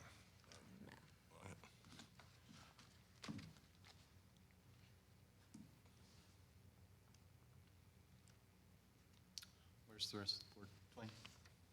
Yeah, so just curious, a math interventionist in elementary, what would the impact of one position have across the 3 elementary schools? Well, I'm glad you brought that up, because I was going to ask for clarification if the request was for a math interventionist that would cover 3 elementaries, 2 elementaries, or 1 elementary. Because I know originally in the request list from the building administration, there was a request for a math specialist at James Byrd, and then a math interventionist full-time at SACE. So that, I was questioning that as well. Thank you. And remind me again how many positions we have that we're currently funding out of ESSERS that will be coming back to us? We have 6.5 permanent teaching positions, and then I think it was, help me, Dr. Suppa, was it 4? I'm going to call them the temporary, like the reading specialist, the math specialist. So we've got Actually, 10, seven we've and a got half. 10 and a, we've got 10 Temporary and a, ESSER. Because of the new assistant principal at the middle school. So we really have 7.5 positions. Right, that's correct, which is funded through 23, 24. 24. Funded through 23, 24. So we need to plan to bring those back. You know, before we probably ought to lay a plan for how we're gonna bring those back before we decide on the next 10. Probably. And that doesn't mean I'm against the next 10. Because really, we're always back to money. I mean, this isn't about, we're short on ideas or what to do. This is about being short on money. And I'm really plagued by the fact that we spend number 488 out of 500 school districts. I'm not gonna rehash all this, but I know we were mentioning our friends at Tuscarora. We would need $4.1 million a year, every year, to spend on par with Tuscarora School District. And that includes the special ed and regular ed. And you can't even get there from here, with some of the others. We need, I don't know, to spend on par with Chambersburg. Now, that's not to spend what Chambersburg's spending. That's to spend per student, what Chambersburg is spending per student. We need $9.5 million a year, every year, from now on. And if you want to go to Big Spring, we need $18.5 million a year, every year from now on, to spend on par per student with Big Spring. Now, and if you now I'd like to ask this, and I don't, on one hand, I know nothing will ever come from it, but on the other hand, if we assign 4.5%, which is the index, to Cumberland County this year, I think that's what you got plugged into the budget, and Franklin County floats, what does that mean in terms of the increase or relative decrease in Franklin County? So we're gonna get 4.5% across Cumberland County. What do we get across Franklin County? I don't have that with me this evening. You got a feel for it?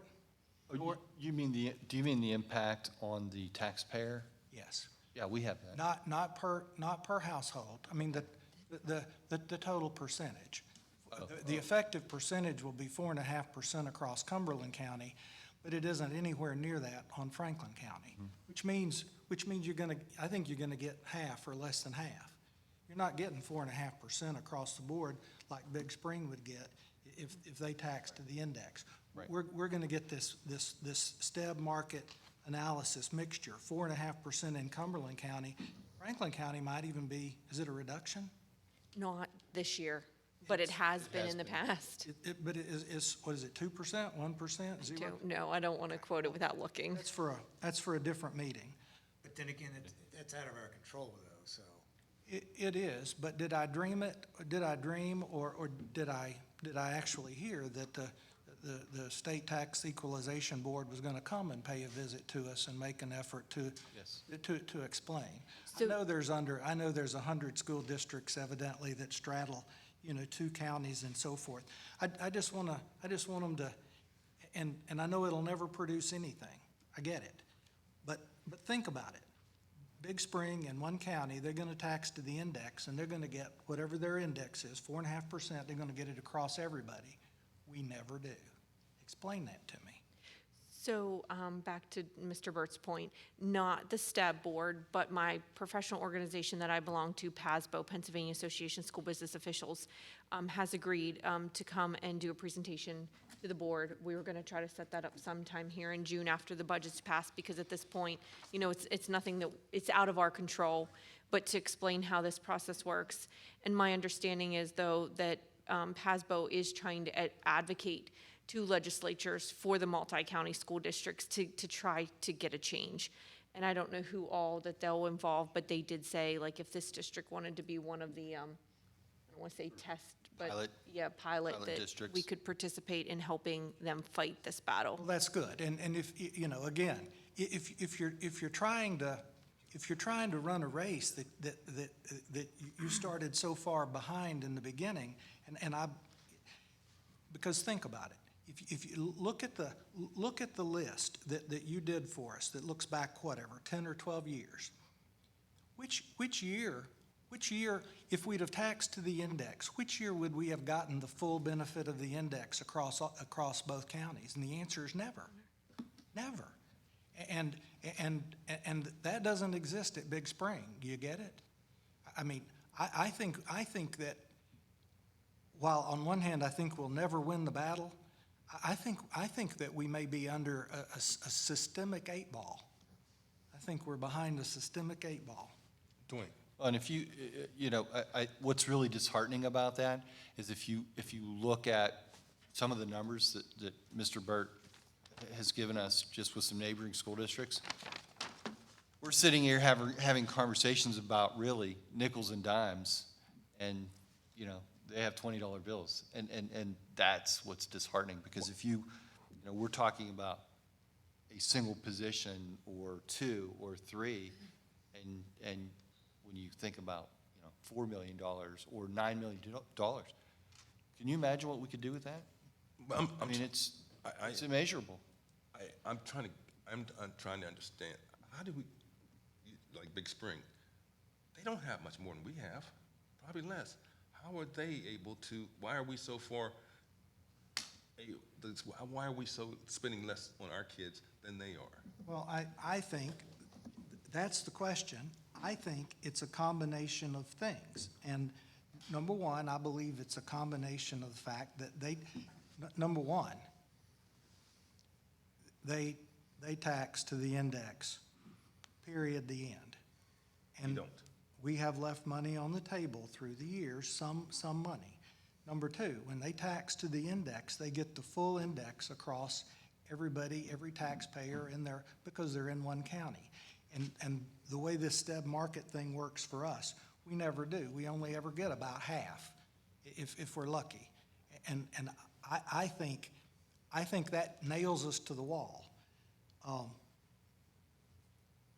And I think the only other possible explanation is that some of these areas were ahead of us on economic development. We saw economic development to the north of us and to the south of us when we were starving for economic development, which is what motivated us to jump in and try to make an aggressive package to get Procter & Gamble and Georgia Pacific in here. And since that, it seems like we've been getting our own without any incentives. But I think that's the combination of the three. But it is no kidding. I mean, Tuscarora School District, you need $4.1 million. You need about $500,000 to spend on par per student with them on special education, and you need $4.1 million a year to spend on par with them. And it just you almost cannot find any school district in the state that spends less than we do. In fact, you can only find 12 of them out of 500. Gosh. And to spend on par with Big Spring, you need $18.5 million. To spend on par with the state, just the state average, 500 school districts, you need $15 million a year.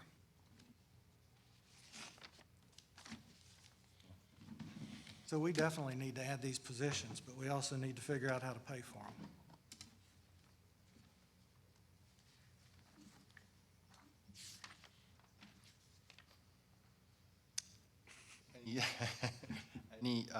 Any other specific directions from the board? Good comments. I mean, they're also very true, and that's, like I said, that's what's really troubling about this, and we have to make these very difficult decisions about what we know. It's all right. There's nothing in here that's wrong. I don't think anyone would argue that. There's nothing being asked for that's exorbitant, but somewhere we have to also draw a line and be able to fund it. So preparation for our regular meeting on June 13th.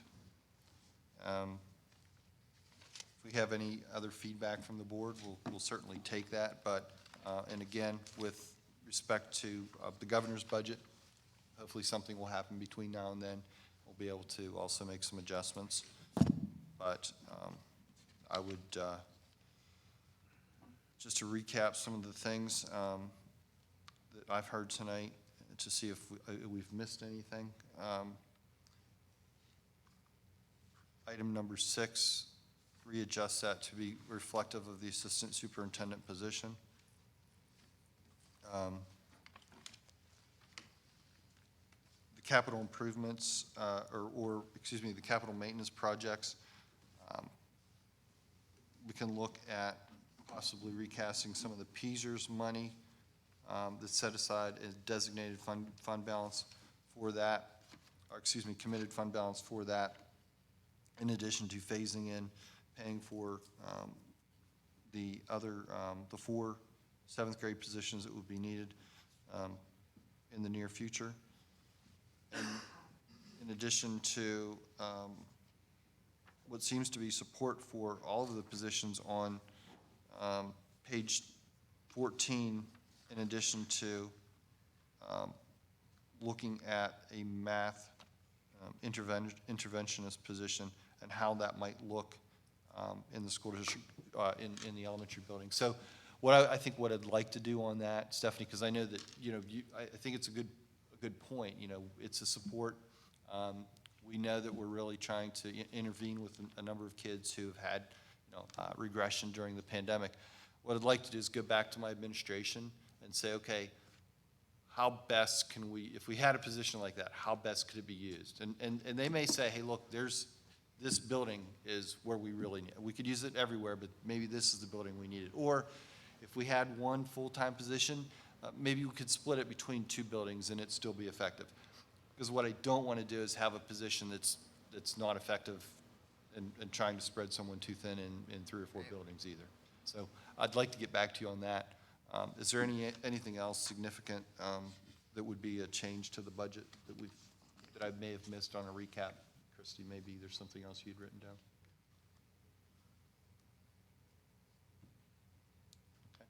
Okay. Some very good comments. I appreciate your input this evening and appreciate our community and our comments that we've had as well. Thank you, Darren. Motion to adjourn? Move to adjourn. Second. Pull that right out from under you. Same group tonight.